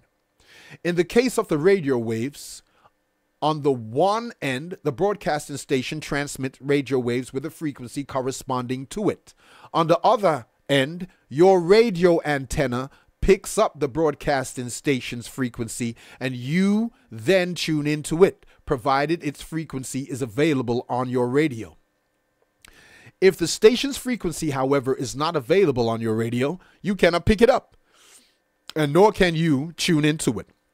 Okay, that's quite self-explanatory, and hence you cannot experience its effects, which in this case is listening to what has been broadcast. Herein lies the whole truth about thought wave reception in the mental plane. Let us see what this means, right? In the mental plane, you are the mental broadcasting station. I think you get that, right? In the mental plane, you're the broadcasting station, a mental broadcasting station that emits thought waves of a specific rate of vibration that matches your mental frequency at the time of thinking. Your thought waves are transmitted through the ether or atmosphere and are tuned into by all those people who have a mental frequency that matches your own. If someone does not have your mental frequency available in their own mind, then they cannot tune into your thought waves. That thought wave transmission and reception works in both directions. Okay? Receiver, transmitter.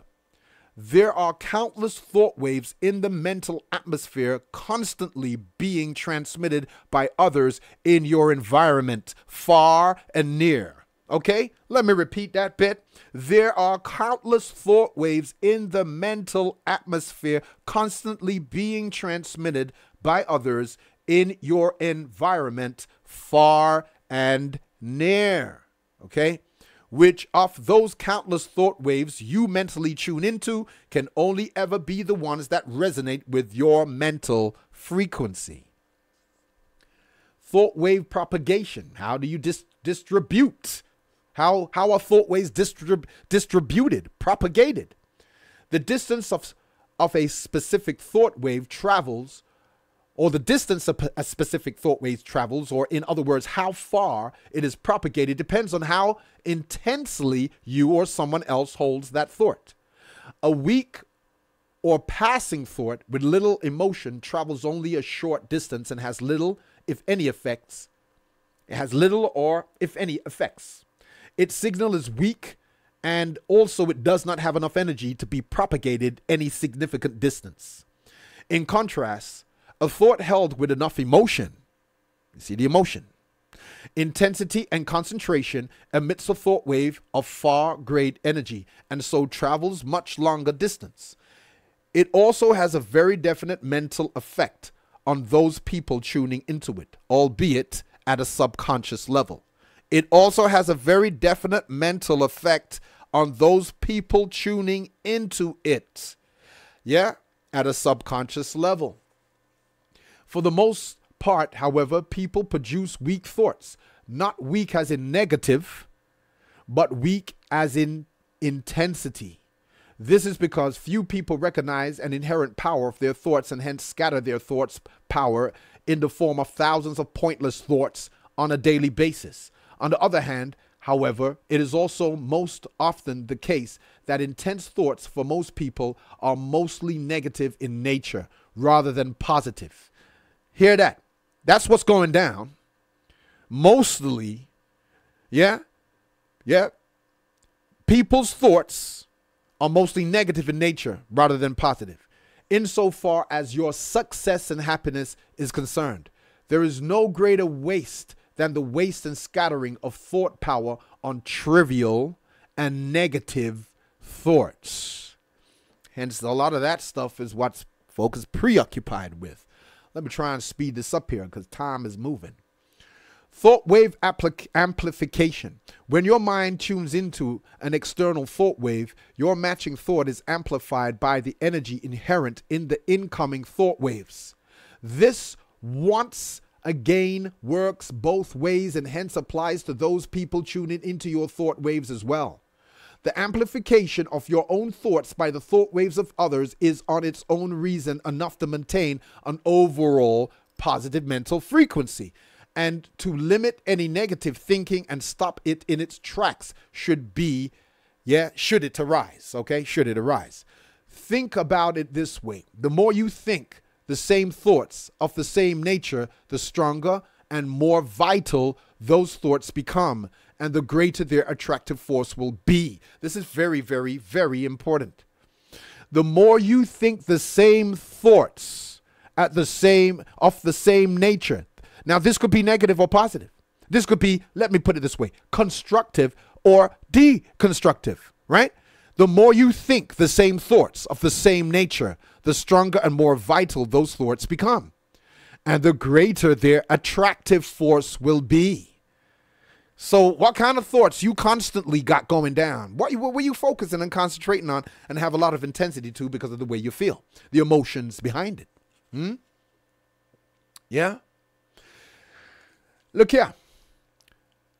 To bring what has been said here together, thought waves resonate with other thought waves, that which match their frequency, and can also subjectively induce mental states of their own kind in others.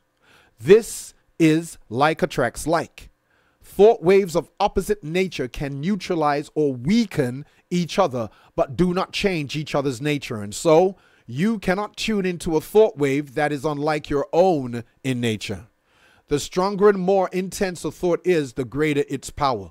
The further the distance it travels, and more the definite its effects is.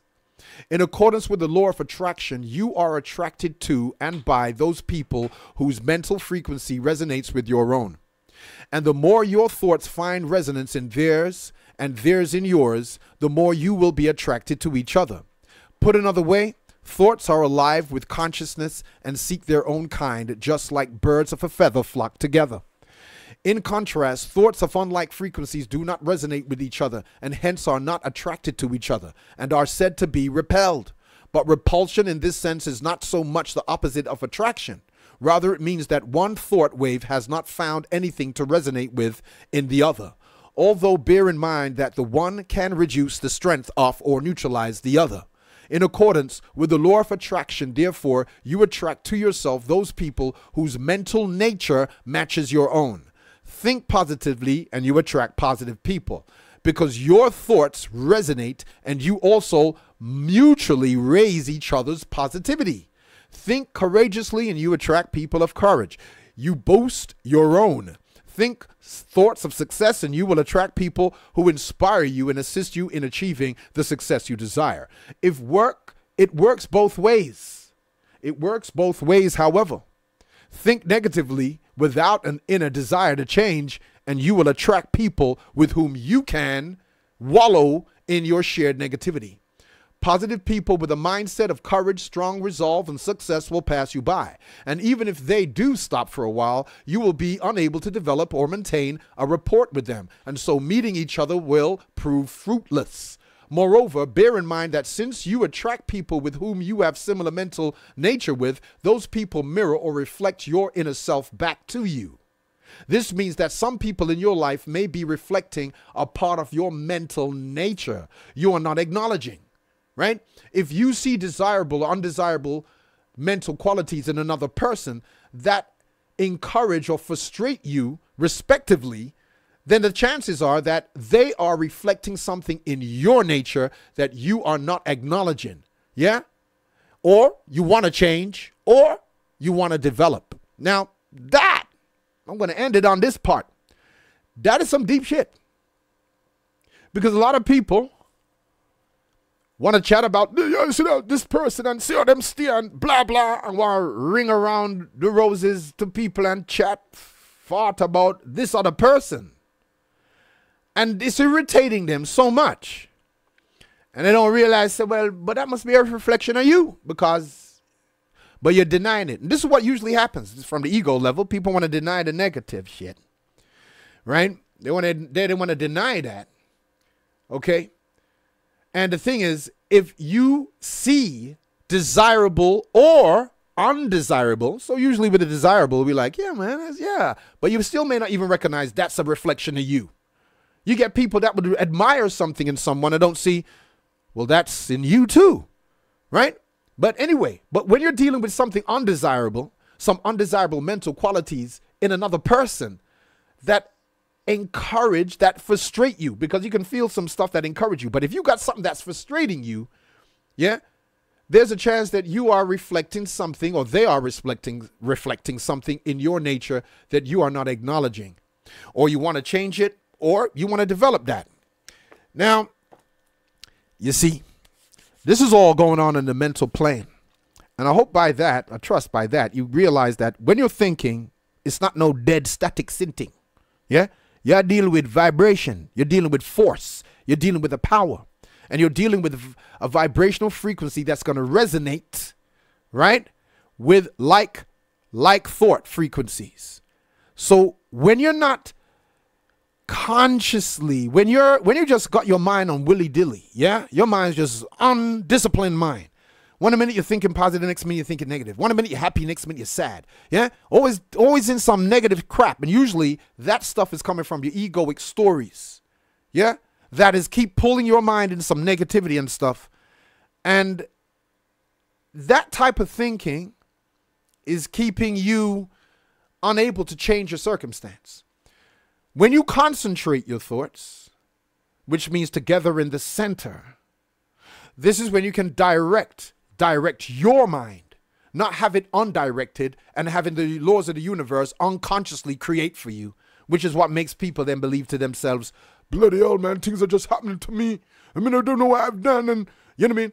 Or they're doing something and they're sending out these nasty thoughts to somebody. They're generating on the mental plane these things that are being picked up on the subconscious level of the receiver. And that person may feel that energy, and you may get that expressed to you, but you're going like, that person is just acting out of nothing. You haven't done nothing. When you're sitting there, you know, on the mental plane, sending those dirty thoughts. You know, so well, go on. Yeah? People are creating their scenarios, good or bad. And the thing is here, we don't have to experience bad. You can have a very uplifting, we all can. But here's the thing. The shot is this: when you move into a certain area and you move around certain places and you can read energetically what's going on around them places, the mental atmosphere, this is the reason why some of us already know. We step away from it. We're gone. You know, see me again. Yeah?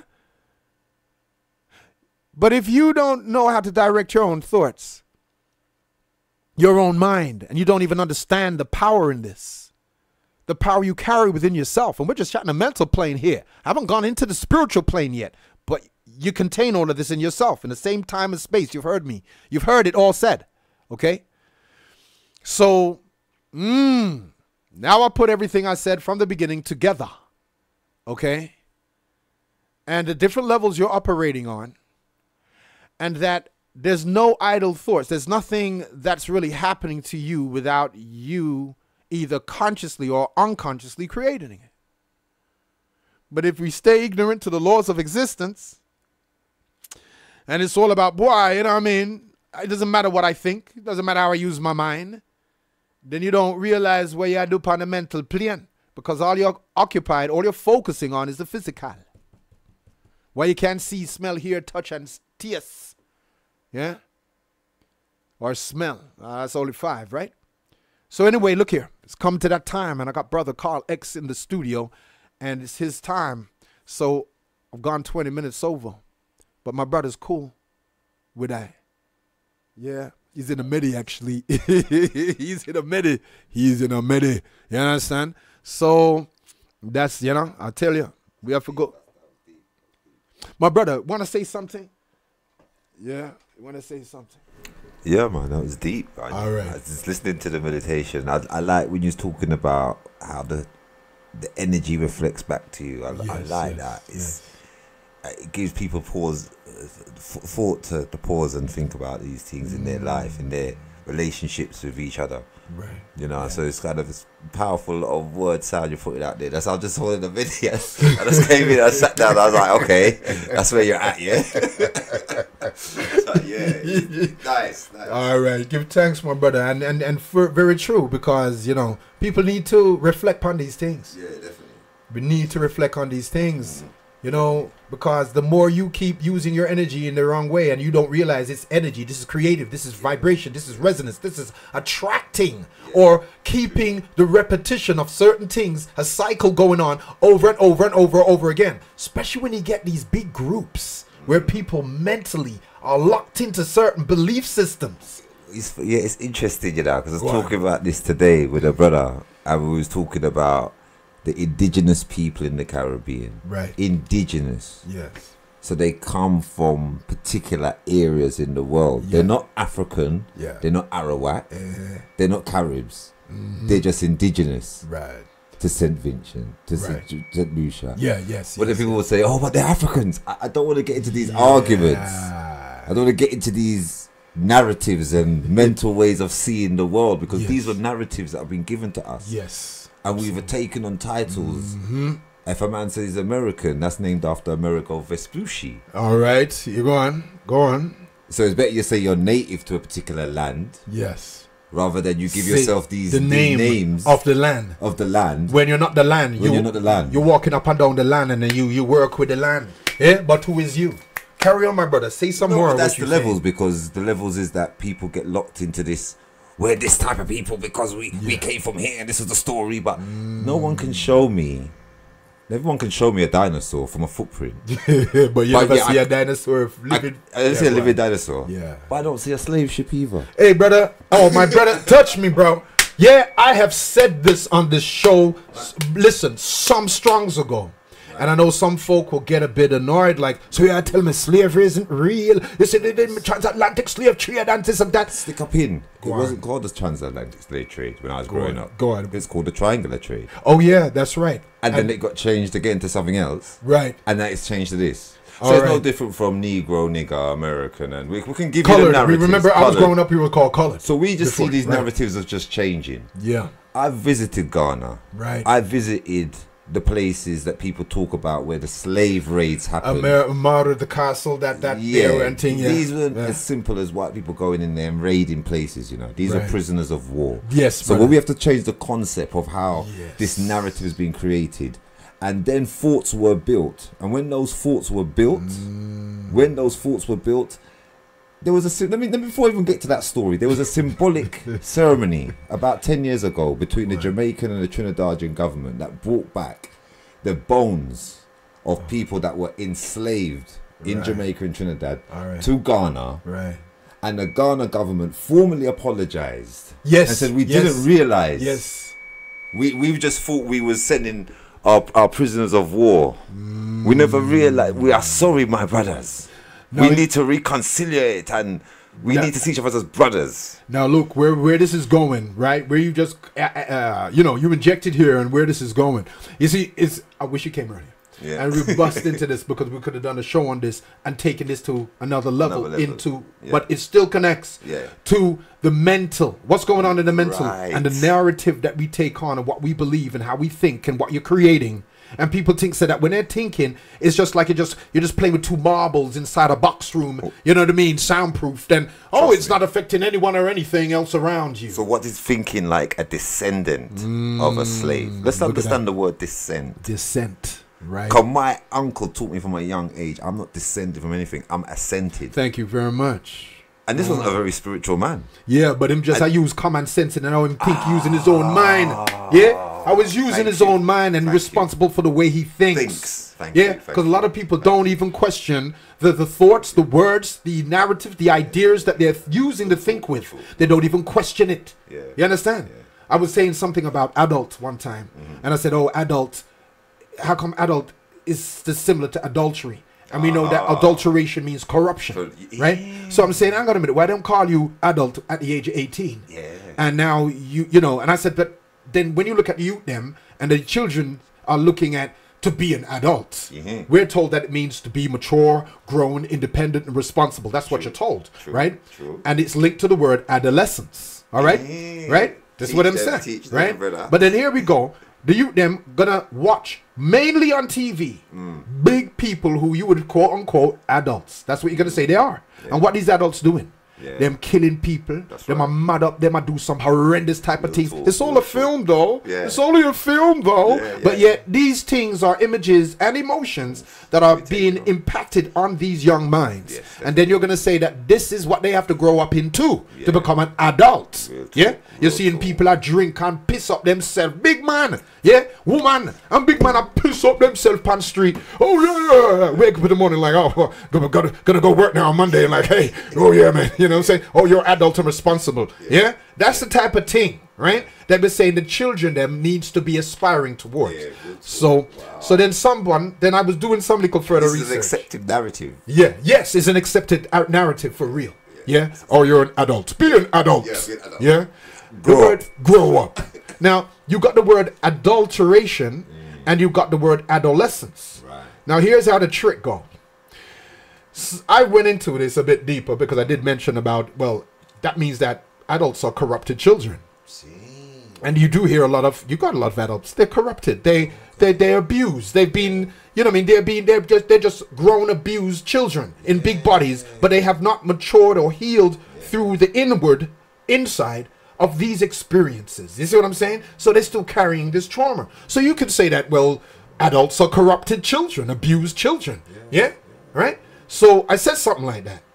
And then when I did some little research, I thought to myself, hang on a minute, further on this. Somebody now would say to me, could say, because if you study Latin, which a lot of us don't, but when you go study Latin, someone's going to go and correct you and say, well, actually, adult is not in any way, shape, or form, in any way associated to the word adultery. And you think, how come? What do you say? Well, adult comes from the word adolescence. Adolescence or adolescere in Italian or French, which comes from a Latin verb, which means to nourish and grow. All right? So I'm thinking, oh, okay. And adulteration comes from was it adolere? Alere, which means to change, right? To change something, right? Adding foreign elements to something. So therefore, that's where adulteration comes from. You know what I'm saying? Okay. To say that, see, so it's not related. Adult and adulteration is not related. Yeah. So my question would be, if anybody did come up to challenge me on that, would be, okay, if you're going to go into the words in that, okay, fair enough. Yes, I've looked it, I've seen it. And adult is coming from adolescence, which means to nourish. And through nourishment, you will grow. And through the growth, you will mature. Okay, I get that. Right? And you're saying adulteration is to alter. All right? Okay, so it's not pure no more. It's being altered. Okay, I hear that. So my question would be then, what is happening with the youths then now? Are they being nourished or altered? Because I'm going to look into the behavior. Don't come with them word semantics and play them word wizardry to then make us think that these words are not related. When they go back to Latin, both of them. You see what I'm saying? I agree. You see? So anyway, as what I was saying, in addition, we're dealing with this narrative, and we're dealing with the mental plane, what we're talking about, and the amount of beliefs we hold. And then what is this taking place on the mental plane? What are you attracting to yourself? It doesn't matter if you are conscious or ignorant of these principles. You're not, none of us are immune to the consequence. You see? So what you just came in and was saying, my brother, and change up, give another what you call it, another dimension to the show. I very much appreciate it. You know, because what you're saying is true. And this other thing about slave ship, I said this thing. Where are the slave ships? Never seen one in my freaking life. I've grown up. And I've been told about the cutty shark. Exactly. Yeah? You even see flipping dig up rotten Viking ships. That's right. Oh, the Titanic. The Titanic don't try for freaking reemerge. Yeah, right. Yeah? So keep it real though. But where is these slave ships? With chains and all kind of thing. Right? And then we hear in the other narrative that actually we weren't kidnapped, it was prisoners of war. And before even the prisoners of war, you know, people need to go and check out a book called They Came Before Columbus by I remember that. Van Sertima. Yeah, Van der Van So Sertima. even when we take, I'm just dealing with what my brother's dealing with. We're going beyond nationality. We're dealing with soul levels. But if we're going to deal even on a physical level, the Africans that came from the eastern part of the continent, because when you say you're African, you know, that's difficult. Yeah. Because when you go to Africa and a man say, where you from? I say, man, Africa, you know, yeah, I reached. But Africa's a huge continent. So the man look at you and say, yeah, okay, Carl, calm down. Yeah, happy to be here. But where in Africa you're from? So I said, oh, you know, we come from the Caribbean and we don't know where we're from. He said, yeah, that's fine. But which country? What's your nationality? Yeah. Go on. So Ghana is a place that isn't geographically where it was, but it was always a nation in Africa. Yes. So there's certain countries, Ethiopia. Yes. Yeah. Yeah. Malawi. Yeah. Azania, misnomer South Africa. There's certain names that have been kept. There's other names, unfortunately, my Nigerian brothers, you're not going to like this. Nigeria and these names. They're made up, yo. They're made up, yo. They're made up. So when we're holding on to certain nationalities, and I'm not trying to say one is better than the other. I'm giving physical, historical references if you want to check that. So I'm taking it on physical levels now to a particular degree, because the physical levels let you understand that mentally, Africans were fighting for certain things under certain domination at different times in history. Yes. Africans in different parts of the continent Africa. So they were fighting themselves, you know, fighting one another. Trust me. All right. And then on top of that, let me give you something even deeper. Some of them colluded with the invaders. Yes, right? Absolutely. So some of them wanted to get rights within their domination, as confusing as that sounds. So I'm giving you all this to understand the mental state of our people. Yes. So you had chiefs. Yes. Chiefs that were in collusion with some of the colonial overseers. Absolutely, and then you had the new people who were coming up, like, you know, your Siki Touré's, your Kwame Nkrumah's, you understand? Your even young Nelson Mandela's and Jomo Kenyattas. There were many of them. You can check the history. You can see I'm clear about the history. However, that created a wide mental thinking of African redemption. Once we got this African redemption, what nation were you from? Go on, this is key for me. I love what you said. Go on. No, this is key for me. Because all these, when you check the history, all these African brothers in Ghana, in South Africa, were fighting against certain mental energies of the African is beneath a human being. Yeah. They were fighting that mental energy. So some of them took different routes. Some of them maybe went and studied in foreign countries and came back to liberate their people. Some stayed and fought armed struggles. I respect any decision that they made to free their people. The issue we're talking about now is the mental state that left. Brother. That's right. That left a lot of conflict, because in the world outside of Africa, who didn't come from nations, the narrative was that we came from slaves. That's where I got a problem with. I tried to get my children past this slavery shit before they're 10 years old. And I'll tell you why. I don't want no one telling my 13, 14-year-old God of a son that he was a slave or she was a slave. What kind of rubbish is that? And that word slave come from Slavic. Slav. Yeah? Yugoslav. That's a European. That's a European, Northern European name. Yeah. Yeah, because they used to enslave those people. Their own people went and enslaved those people there. That's what they call them, Slavs. Slavs. Yeah? And then you're going to call we Slavs, slaves? And every generation comes with new information. Yes. So when I heard a lot of that, you know, brothers who are of the native land that we call America saying, you know what, we didn't all come from Africa. I was like, what? Yeah, what they get upset. Yeah. A lot of Pan-Africans got upset. Yes. And it took me a year to get my head around it. But I did a little study. But it makes sense. Because if you check the numbers, people, America 1776. 1776. Just do the maths, people. So the 500 years of people keep giving, we hear these in songs, we hear this mental thing about 500 years. We get it from Bibles and all kind of literature. Where does 500 come from, brother? No, you see, we have to challenge these mental things in the 21st century. Yeah. Because when you come along, I said to my brother today, well, how did my brother come to the fact that they were African in the Caribbean? Come back to my original point. Because my studies took me to the indigenous people called the Kalapuna. Okay. Okay. that came down from South America. Yes. So those of you that will do some research, they came down from South America, went into Cuba, into Haiti. Haiti, yeah. Yeah, They into call Jamaica. Haiti today. Ah, Haiti. see, my brother knows because he knows the language. Yeah, Cuba, Haiti, Dominica, all down the islands into Trinidad, St. Lucia, St. That's right. Vincent, Barbados, Trinidad and Tobago. Trust me, these were a group of people that then, when Spanish and English and French came, started giving them names. Yes. And we took these names. That's all I'm saying. I'm not trying to say Well, that these people weren't there. I'm challenging. We're giving different names that were given by, again, foreign people. And then this becomes an identity you're Thank holding you. on to. This Thank now you. affects your feelings towards yourself, the Thank thoughts you hold towards Thank yourself. you. Thank What you. word sound or what vibration are you bringing in? What are you invoking? Yeah. Yeah? What are you invoking? So, I mean, everything you were saying there, I mean, is brilliant. You know what I'm saying? Because, you see, this is how wide we're dealing with this mental plane. Yeah? And what have I explained to you how you're creating on the mental plane. How you're drawing things to you based upon when you think. What happens when you think? You're activating a force, a power. What is a thought? A thought is a force and a power. Yeah?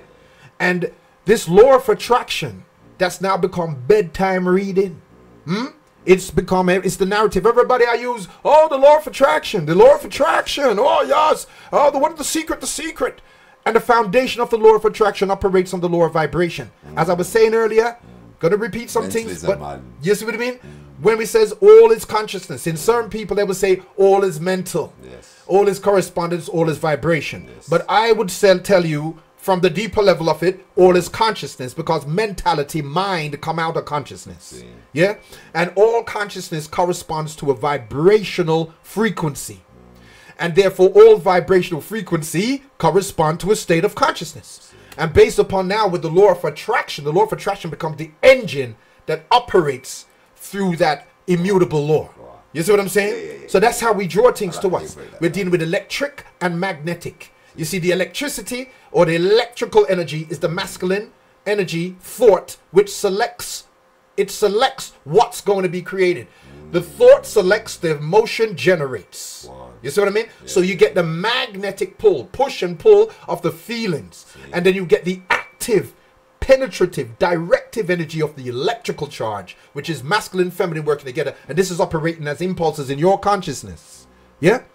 A sister just asked me, well, she didn't just ask me. I've only just looked at the notes right now. And I don't want to take up too much time because even though we're reasoning, but you know, I know you have your show. Don't worry, we play some music. All right. So, nice. but a sister has asked me to explain cause and effect.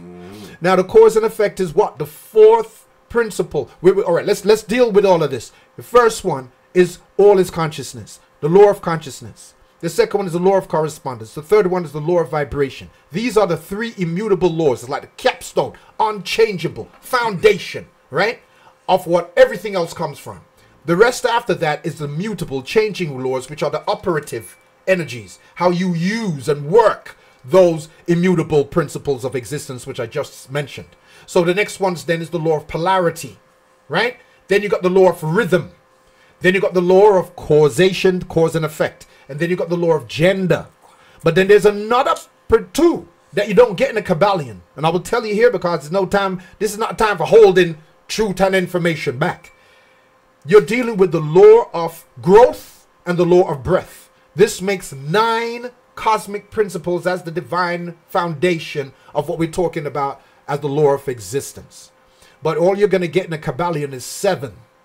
So when we come now to the law of causation, the law of cause and effect, they're showing you that the law of cause and effect is also what I'm going to show, what I've been talking about within about the magnetic mind, okay, the mental plane. Because cause and effect is all based upon, like a seed that is planted in the soil becomes the cause, and what is grown from that seed is the effect.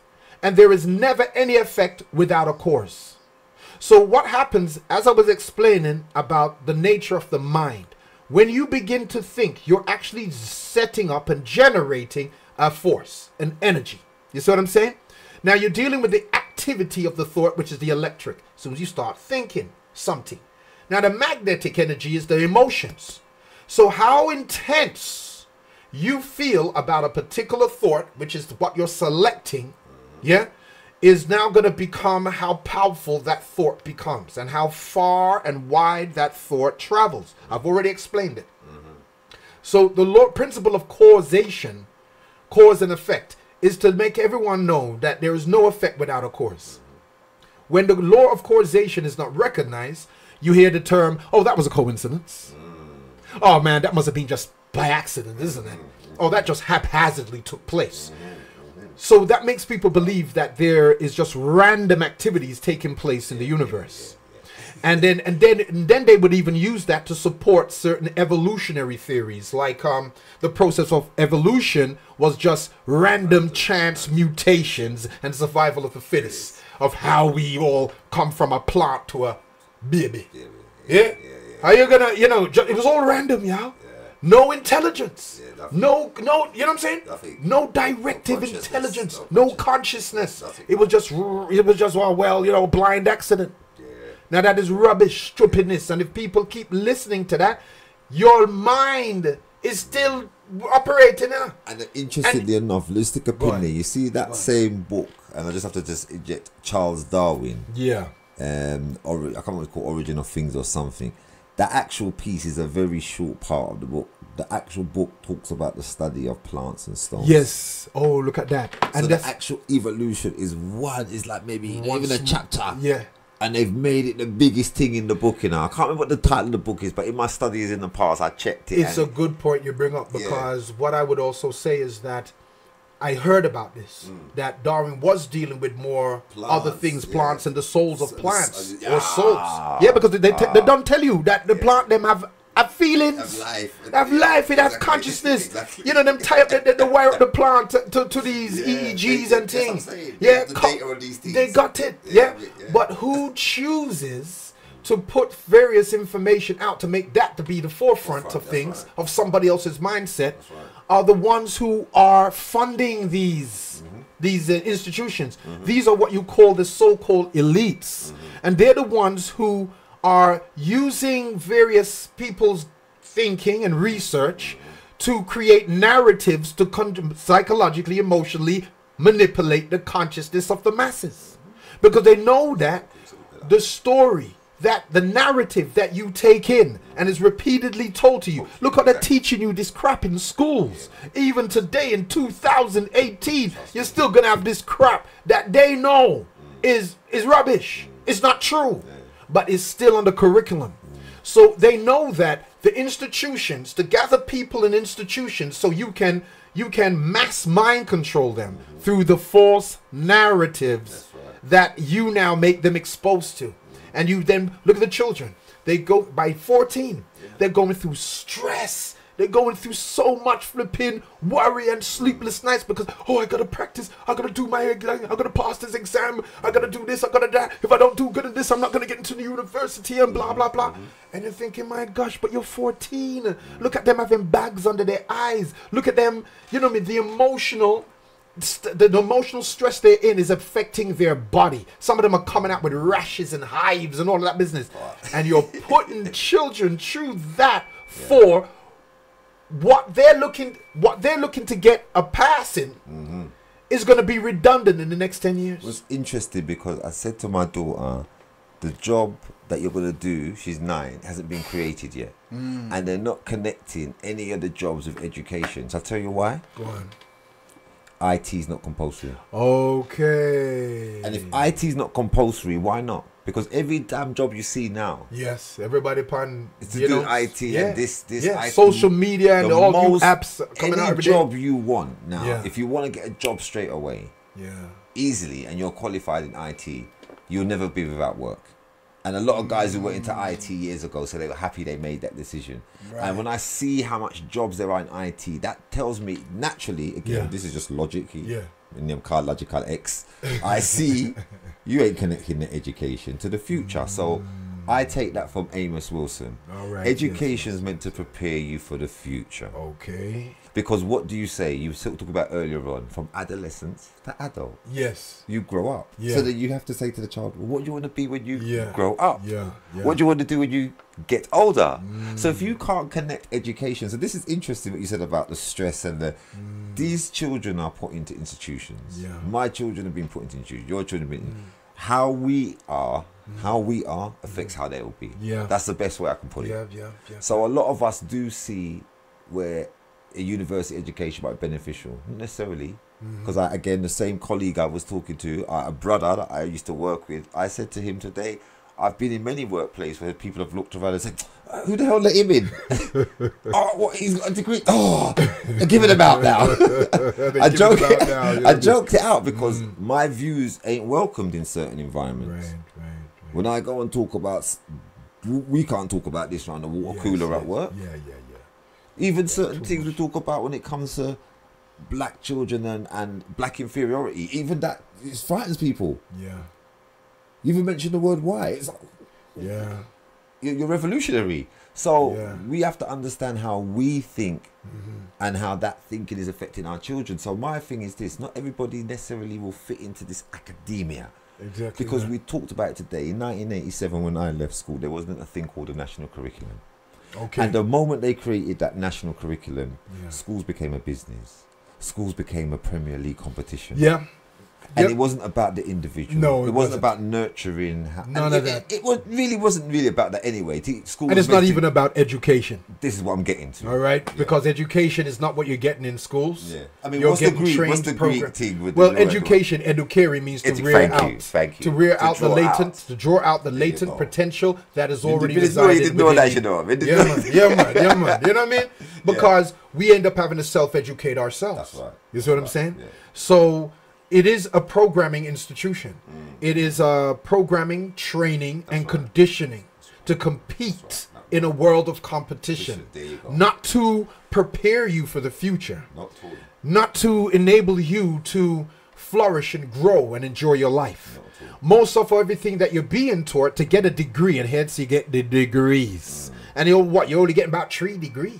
With 7 degrees. What about the 360 degrees? You understand what I'm saying? But people are getting all, oh my gosh, I've got about a degree. I've got 3rd degree in this and this and that. I mean, what? Even with the Freemason auntie, them tell you about 33 degrees. That's how many degrees short of 360, y'all. You know what I'm saying? Right? 33 degrees. And then you're dealing with 33.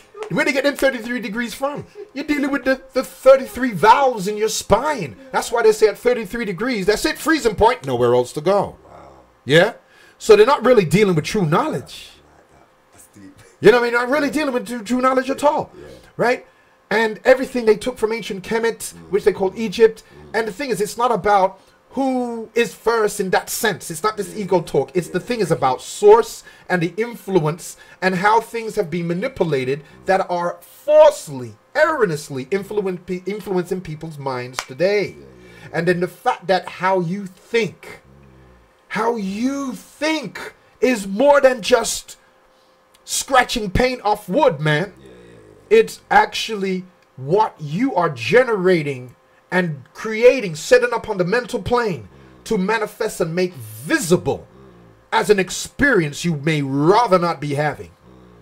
So if you're always consistently thinking of being oppressed and identifying with your color as something that's a curse and making out like, oh, those people who made us feel inferior and all of that, and make out like you carry the fucking trophy of suffering when everybody's been suffering in this world.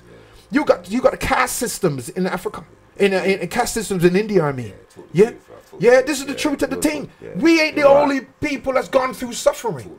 And then when we kind of go on as if to say we carry the medal, we're the champions of freaking suffering, victimhood. That is keeping you in the cycle that's keep repeating itself right now. This is the damn truth. And then you get these people who want to draw the young youths with their young fire into the same old rhetoric bullshit most of us grew up with, right, 40, 50 years ago. I'm telling you. And nothing more to nothing more has changed. You know, with due respect, 40, 50 years ago, it was necessary. Yeah, Yeah, I Which- hear and what this is you're we're saying. No, we should have I hear you evolved. saying. To We different should have levels. gone way past Yeah. this. Way Yeah, that's all I'm past this. saying, yeah. Even when I even see some black folk getting annoyed about what foreigners coming into the country. please. I'm like, you're crazy. Yeah. Are you for real? Yeah. You're gonna turn around and go on now like how these people were You know to what us that when is? we came You over know here. what that is? That Stockholm Nonsense. syndrome, you know. Yeah, well, the Stockholm syndrome is when you actually love the oppressor, and you now protect who has kidnapped you. And Yeah, that's right. And Well, that's what's you going know, on. and you're protecting them. Yeah, that's what I'm saying. And that is, you're correct. It is Stockholm Yeah, syndrome. so, you But the know, thing is this: we are in a different time, and we're in a time where it's about liberating the soul, That's and coming out of this human egoic prison and mind control, which is dealing with false narratives and illusions. But it's that hard, brother. we make real because we're the one investing our life force energy into it. Yeah, true, When we all listen here, man. I'm gonna know because I'm not one. I'm glad you brought up certain these things Yeah. because I'm controversial. I'm saying don't call me black. Me not black. See? Because white man called me that. See, Before 14th, 15th century, people weren't calling themselves by their color skin. People were not identifying That's like with the their- nation thing. You see what I'm saying? Yeah, me. So Yeah. when you look into the nation thing, they will understand why I'm connecting this thing with the land. You see? And here's the thing with the nation. Let's look into words, please, because you're using words to think with. And for the listeners, I know this has gone over time and this may seem like, whoa, man, I've gone into another drive. Well, this is what happens when you add energy, connect energy, and then you're going to see the effect, cause and effect. Yeah? So, but this is a good effect. Good cause, good effect. So, because it all correlates into the same thing we are talking about. Because the mental plane, which is above the physical and beneath the spiritual, because the spiritual is the higher plane, and you carry these three planes within you. Hence the Holy Trinity. Yeah? Everything is in these threes: people, places, and things. Solid, liquid, and gas. Time, space, and matter. You know what I mean? You're dealing with spiritual, mental, physical. This is you, me, myself, and I. You understand? Matter, man. You see? Huh? Properties of matter, pata. You know what I'm saying? And that's a brilliant book for anybody who wants to get into the metaphysics of their own self. But the thing with books, it's more than reading these books. You have to integrate the knowledge. You cannot just read books and just be intellectually savvy. And then you chat. But there's no integration of the knowledge. Because the knowledge is supposed to transform you from where you were before. Transform you. If it's not transforming you and you just gonna have a head full of whole library and thing. A nonsense. A rubbish. You know what I mean? That's the reason why we chat about love. Enough mouthpiecing, enough mouth talk, but no energy. Where's the reality of the manifestation of but this you love? see, even with the love thing, it's interesting, you know, because we see where, like you said, people read a lot of books, which is interesting because I kind of come away from the whole heap of reading of books because the reading of books is good for certain levels of development. Yes, of course. Certain levels it's of a tool, man. But then outside of that, you have to find who you are. Because Absolutely. even my son, I reasoned with my son the other day, and he's only 15. And I said, boy, I noticed you don't really read too much book again. Like, you're not really on that. I know when you used to read books. He's like, no, I'm not really on that again, you know. I was like, and he's not a silly youth. So I'm like, why? He's like, well, I just not really feeling it. So I says, how you pick up things about life and things? He said, well, just from like just watching and just talking with and people going within himself and because you just have working to, out for myself. Yes, what you I have to go. and I just said, okay. Yeah. And then I have those like, oh, if I read this book and this book might help you. And I was just like, okay. There's other ways to access knowledge beyond just thinking outside the authority.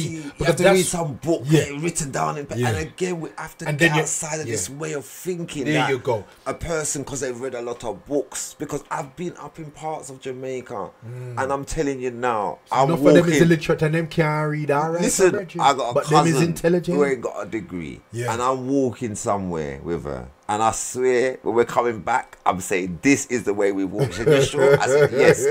And my cousin is in another part of the bush, and as we take 2 steps, he went, "Hey!" We went, "What? You kind of wrong with you?" We was like, "No, he's coming. We can't see him." So we're thinking, "You can't tell us where you're going. If stay there." You see when the man come, I see where he took us. We went, wow. Where we was nowhere where we was meant to go. Yeah. And if he didn't stop here, you would have gone somewhere else. I don't Would know not where it turn was up. going because this is deep in the bush in the country And of the Jamaica. places look the same, and you have to know. You have the to know slight- what's what. Yeah, man. And this is land thing. that my ancestors now. Yeah. So to me, this is spiritual. Yes. Yes. This is no book. I can't get a book and say to my children. Exactly, brother. They have to feel this energy. have to. They had to go there. They had Yeah. to experience it. Yeah. They had to get lost. Yes. To know, say, wow, yeah, it's vast, isn't it? Like, wow, we was really going the wrong Yeah. part. Like, Daddy and his cousin was taking us down some, and it was getting late. The sun was setting. It was about 3 o'clock. And you know, once it get to 4, And which part? Was this in the country? Or was this in more in the city? hills in Yeah, Chorus. alright. This is in the country. All right up right. in the hills, deep in the hills. This is Yeah. in the city or town All right, not the area. city or the town. All right, because this is rural them area. side is where we from. My family them from. Right, Manchester. You're in Rural. Manchester. Yeah. We're from St. James, Right, Montpelier. okay. So right, very Yeah, rural. them side up there. Yeah, Very yeah. rural. That's right. Pure bush. So Bridget. until you go into the town centre, Yeah. you're not even seeing a holy part road. Yeah, you know, I said that. And Yeah, and you and understand? then and then People and don't then, get that. and then you know when you're up in There's the one road to go in where my people live, Reggie- and one road out. Yeah, see? And then you can yeah. get a next cab to Yeah. Maypen. But when you Okay, come down, okay. there's that car that takes you down. Don't go anywhere else. You just go up and down that road. Right, They right, call a right. robot. Okay. And then when you get to the bottom, you Yeah. get a next one, and that Alright. one, and there's maybe 2 or 3 waiting there. That Yeah. you might be lucky because it's slow. Yeah, man. You could be And- waiting on like hour for You a need car. to have a car if you're You living need- up but them it's- side. for So I'm saying yourself. to you, That's you're true. really in the rural areas. If you Yeah. don't get down by a certain time, you're not getting back. That's right. To That's right. where you need to go. But And what that- I'm saying yeah. is the energy. Yeah. I explain to them, yep, this is where your ancestors come from. Yep, you see you see the one I named Yeah, you after? yeah, See, that's yeah, his gravestone yeah, yeah. there. Wow. Oh. But even when we're saying this, Energy. so much has changed from them time there to now. That's right. You know, this is the reason why some folk hold on to this old memory of how Jamaica was in the, Okay, you know, when okay. the 1930s, when they was growing up in the Yeah, 19... yeah. And Jamaica not like that no more, Bridget. Yeah. It done, it gone. It's not like that no more. So we have to also can't be hold able it. to let go Let go. of I agree. because a lot of that is still ego attachment. I agree. And we're not realizing agree. that the only thing constant is change, and everything on this plane is impermanent. Well, Is what I'm say saying? any man can live anywhere. Well, this is it, because your home should be the planet Toronto. Thank you. Well, actually, This is the levels let me we're go getting beyond to. that. It's the Your levels home we're should be getting right here in your heart, because Wow. them turn around and tell you that your home is where your house, your heart is. Your home is where the heart is. Wow. That's what them tell you. Yeah, yeah, You see what I mean? yeah, So you get people that a good point. they want to go somewhere to feel, oh, I'm home now. But check it out.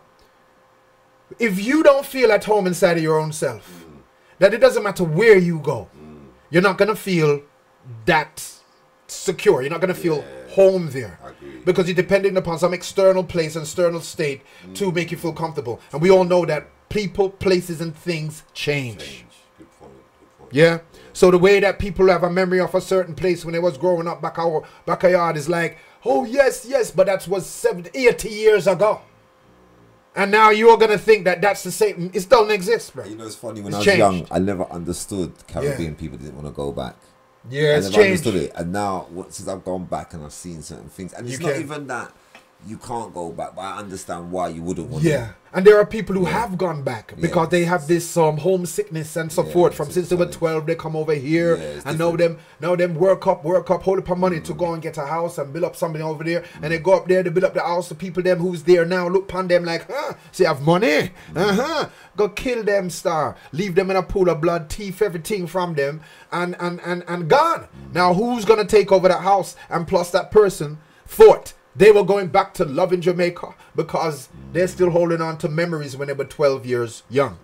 And they go there and become murdered by the very own people them that they saw. So Jamaica ain't the same place as it was when whomever was growing up back in the 1930s and 40s and them thing there. You know what I'm saying? Not even in the 60s, star. You see what I'm saying? So I'm not saying that the place is bad. I'm saying with any place, it changes. Yeah. And if we hold on to nostalgia and have these nostalgic feelings and not realize that what you're identifying with, what you're attached with, that's part of your ego construct. That's not you. Who you are is the living soul. And while you're dealing with something that changed, you need to work up. You need to realize what's eternal and ever present and ever and unchanging. Yeah. Because that's the only way your security is going to be lasting, and for you to say, yeah, man, this is real. This is something I know and I'm established in. That which is eternal. You cannot put security on anything that is impermanent. And this is where people suffer. And that's why they call this place the Vale of Tears. Because when you incarnate in here and get attached to the illusion, you're going to be wanting to hold on and make permanent things permanent, whether it's a person, place, or thing. You're going to want this to be permanent when it's impermanent. And then now when this thing disappear, or when person pass away, or when you lose it or get taken away from you, you're in trauma. You see what I'm saying? Because you invest all your psychological, emotional sense of security in these things that fade away. True. You understand? So this is how we've been conditioned to think, and then you create our own damn suffering. Because we don't want to wake up to reality. And when somebody I try to tell you to wake up to reality, you think it's all about fighting other people because of what they did in the past and all of that. And you don't know what the heck you may have done or not done that contributed to the crap in the past yourself. That's the truth. Yeah? A sister sent in a message. And what she's saying there, you know, when we was chatting about education, you know what I mean? And she was saying that, you know, Darwin, the theory of evolution, it was morphed into coding. Yeah, we were saying that. Yeah, and she says this is why homeschooling numbers rise every year. People are waking up to the educational system or the programming manipulative system. You see what I was saying to that? Thank you for this message, sister. Sister Maxine put this out. You see, beautiful. It's interesting because I've worked in and around education. I've worked with youth work. I've worked with social work, and I've worked with criminal justice. Yes. So when I say certain things, you know, this ain't just my politics, you know, this is like working in these institutions. Yeah. So we'll break them down one by one. So we see the education system now. Anytime you've got a child that's not within that system, by the time they get to college, and if they've been homeschooled, they're going to be discriminated. The reason why they're going to be discriminated against is because they haven't been in the program. Now, this is some information that was shared with me diplomatically. When I was in the criminal justice system, I sat opposite CID in one department. And one of them took me aside one day and we were talking about, you know, stop and search. Yeah. And he said, boy, we've got the attitude test, you know. We've got the attitude test, you know, Carl. I said, what's the attitude test for Carl? I don't really have no problem with police. The last time I had a problem with police, I didn't drive until I was a big man. So when I was a youth, I used to get stopped by police. And then when I got to be an adult, I used to think, because I'm not getting stopped by police. You see, when I start drive, Stop by police on the road that time. Even if it was 2-3 times a year, it was still too much. I was like, what you stopping me? Like, literally, one time I get stopped with my sick daughter. And when the man checked and said the car's not on the road, I said, yeah, I know, but I filled out the form WX rah rah rah. He went, what? Hold on. He said, Sarge, you heard of the form WX rah rah rah? The man said, yes. All right. The man looked me in the eye and said, how far you got to go? I said, I've got about 7 more miles to go. I said, I hope you're not pulling the fast one. I said, your Sarge just told you. Yes, he's heard of it. So why would I be pulling the fast one? Your Sarge has just told you, but you're still not. Yeah. And he was like, all right. And even that made me realise, wow, this man's superior had qualified what I'd said. And he still doubts it. And he still doubted it. Because he's conditioned to think a certain way. But what else do you want me to take? But no, he's conditioned to deal with a certain mindset he has. Right. You see what I mean? And that's why it's like... So, again, so the criminal justice system. So you got the education. So let's go to the social care. So the social care now. So how they're going to look at homeschooling. And this is really cynical, but this is what's happening now. So we had a lot of children who were being withdrawn who were Muslims. And that came in at the time when they had a program called Prevent. The Prevent training was to make professionals aware of Islamic radicalization or far-right extremism. So if you're meant to identify it, but we all know you're going to be looking at the brown skin and not the white skin extremism. We know you're going to be. So I just thought, okay, this is going to be interesting. So I took this training. Then there was a clampdown, and what this clampdown consisted of was of professionals going to homeschool addresses of Muslims. Let me be very clear about this. They were Muslims. They were doing nothing wrong. Within the law, they were doing nothing wrong. But guess what? Social services became involved because there could have been safeguarding concerns. You listen, this is how the social workers come in because they want to mess around with your pitney them. Because all this thing about safety and looking after the children and thinking of the So children's let me be safety. clear with this. Let me be clear with this. Yeah, Just no so social worker can enter your property under any circumstances unless they got a Section 47 people. So Right. go and research that. All right. That's what I'll say to you. So any All right. social worker knock your door, any education professional knock your door and says, look, this is what we've heard that you've withdrawn your child and da da da da. Let me be very clear with you. You're under no legal obligation to provide any information. But I will say this, that could highlight concerns. So this is where the system is very tricky. So Right. yes, in America, I've got a cousin who drives from his area in Brooklyn, his ghetto area where my dad lives as well. All right. Keep it real with your people. Yeah, we know with Brooklyn, which Right. what? When you say ghetto area, or what? Okay, Strandeka. I'm Okay. Strandeka. See, because I know of Bushwick, and Bushwick. my brother lives in South Bronx. No, and no, I used no, to live more, in. more, We used to live in more near near Flatbush. More near Flatbush. I don't know Franklin exact. Avenue, near Franklin Avenue. I don't even know the Station. exact area. Bushwick but Avenue. It's near Flatbush. It's Yes, all I can okay. say. Well, I know where you're Right. chatting. So, near Flatbush. but basically, we're not talking Yeah. about an affluent area. yeah. I know them areas. Thank you. Yeah, Let's just be but- clear about yeah, this. but- So yeah, we're not but- talking about affluent. It's very similar to where we are Yeah, here in but- London. yeah. Okay, Yeah. but Whole he roaches in them apartments as well. the equivalent is Yeah. he's driving 4 or 5 miles to take his son to school. So one day Right. I asked him, why did you drive this far?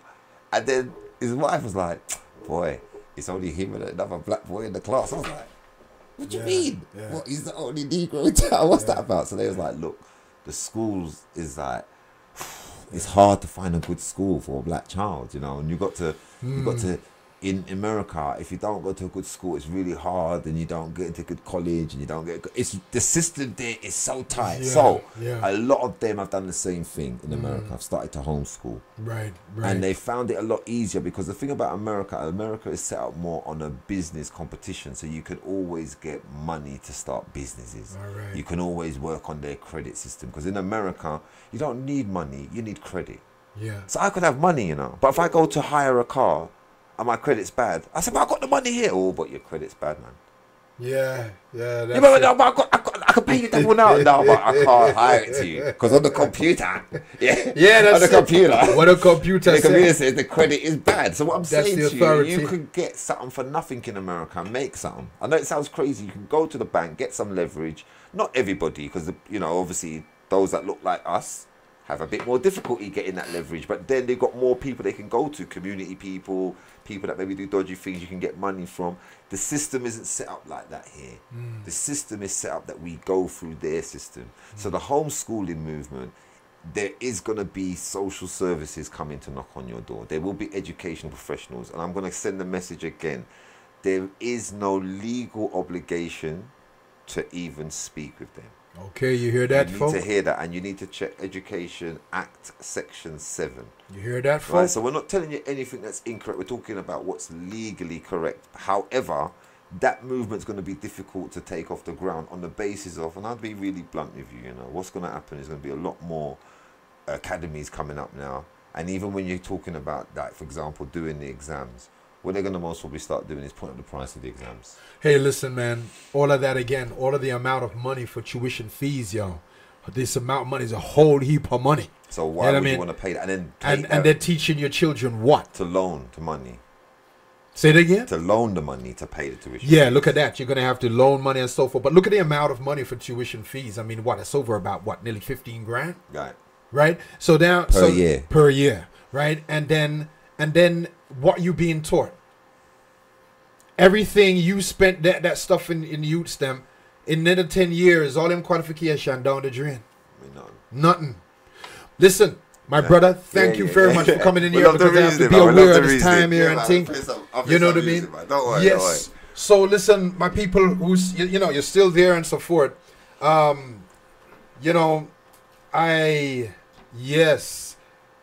We were chatting about, well, you heard everything, yes sir. And what's going on here? I'm just, everything is still correlated. Everything that you've heard just now and everything I've said earlier is still linked in with the mental.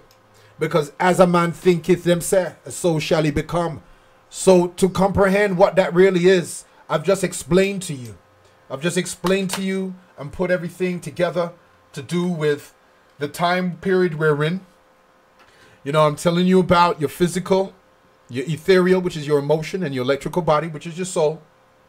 I've told you about, you know, about this Christmas and this Son of God business and what it really is. We're dealing with the Son of Nature, the solstice, and it's stopping for 3 days, which is symbolizing the 3 days in the grave. Okay? And then the sun resurrects on the 25th after being in there for 3 days. This is all you, and how you can tune in to Sol, the sun, solar, that's you, and how you tune in on Friday, the solstice, is easier for you to connect with the spirit and tune in to your soul and communicate and make the, you know, clarify your, you know, get rid of all the old, the old year is coming to an end, and you can plant within yourself a new point of focus that you now setting up your next 6 months with. Okay, and then I went into the mental plane to say how all of this ties in, because all the narratives that we believed in, all the things that we hold on to, you are creating energies in a mental plane that's attracting to you or pushing away from you, yeah, what you may want or not want, you see, and then you think you don't have you can't, you don't rule your reality. And it's solely because you're ignorant of these universal laws, which are the laws of your own being. So anyway, just kind of putting it all in a nutshell, just compiling everything now to say, well, look, this is the, you know, as I start to tune out now, and, you know, who's going to take over from here now is Brother Karl X, who you've just heard some of what we've been saying. And now it's time for I and I to go. I've just heard somebody say, yes, we're still there. I listen. Thank you, Tina. Thanks very much. Still there. Yeah, man. You have to keep listening. Yeah. Some nice reggae. All right. You hear that? You hear what my brother just said, right? So that's what's coming on afterwards. And I appreciate love the fact that you're still there and you're still listening. And, you know, see how everything on this show this evening all connects and interconnects. Yeah, all correlates together. What Brother Karl X has just, you know, came in and with his contribution and so forth is relevant, because it all deals with the mental plane. As a man thinketh in I am art, so shall you become. And I've just explained how when you think, you're setting up a force and energy. Yeah. Now the whole thing is that when you have undirected thoughts, your thoughts is moving from pleasure to pain, joy and sadness, yeah, up and down, positive, negative, all day long. So you're not really creating and generating anything with any direction or any positivity. It's all diffused, unconcentrated thoughts. And therefore, you just seem like your life, your driftwood, yeah, in the ocean, just going wherever the current take you. Yeah? And because people are unaware of these laws of existence, they believe that they don't control their life, they don't control their reality, and if you're unconscious of these principles, then it's just going to seem to be true for you, and it's also going to seem like you have no power in it. And I do understand when people say, no, I don't think we control our reality with all of these programmings and all of these beliefs and so forth. That's true, but you can take back you can be the one who take back control of the steering wheel. Yeah, because when you realize that you're dealing with the power here, I've just said to you the 3 planes of existence that you reside in: spiritual, mental, and physical. And I was talking to you this evening about the mental plane. So how important it is that the narratives that you use to think with, the ideas and concepts that you hold in as beliefs, how these things are not just little pieces of, you know, grain of, you know, in a matchbox and you put under your pillow. It doesn't do anything.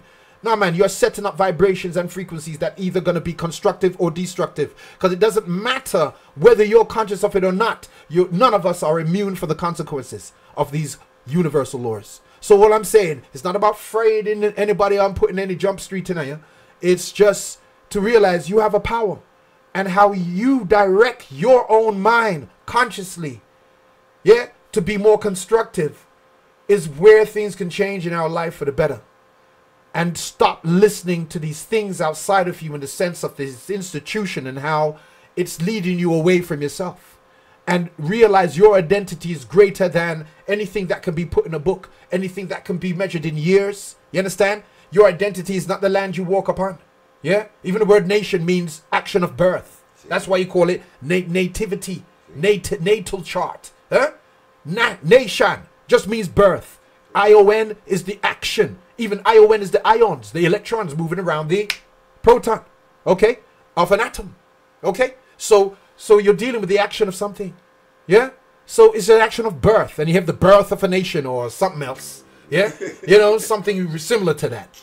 You see, so the thing is that who you is beyond all of these narratives and all of these man-made constructions. And there have been beings that have come down from other atmosphere. It's even in your Bible, yeah, that has interfered with the inhabitants here, yeah, genetically, right, to manipulate and shut you off from your direct connection with source and give you some false narrative of some God concept to worship some beings outside of you. Yeah, and now with the way things are, I won't go into this fully, but the way things are now, not even they want you to freaking see them as gods no more. Yeah, you have to wake up to the source within you, the universal, infinite, all-knowing source, consciousness within you. Okay, return to pure love, because when we chat about the fallen angels, that's you falling out. What? Where they fall from? From heaven? Yeah, yeah. That's you falling from source consciousness love into 3D prison and now thinking in some cuckoo way. That's creating your own imprisonment. Yeah. So with that, I'm just gonna, yeah, I'm gonna go. Yeah, I'm gonna leave and hand things over to Brother Karl X. So, yes, my people, my soul people, beautiful soul people, brothers and sisters, those who the frequency, you're upon the frequency. Then, you know what I mean, we resonate strongly together because we know how we vibrate. So, with all that said, one love, infinite, eternal love, and I'll catch you on the flip side. I'm not sure about if I'm going to be here the Tuesday, following Tuesday. I don't think I'm going to be doing my show there, but the following Tuesday after that. Okay? So, yes, one and all, have a great shadow hour, and yes, listen back to this listen back to this this show, and I hope you've taken well, I trust you've taken notes that you can do your own research. So with that all said, yeah, we are gonna leave out with this tune here.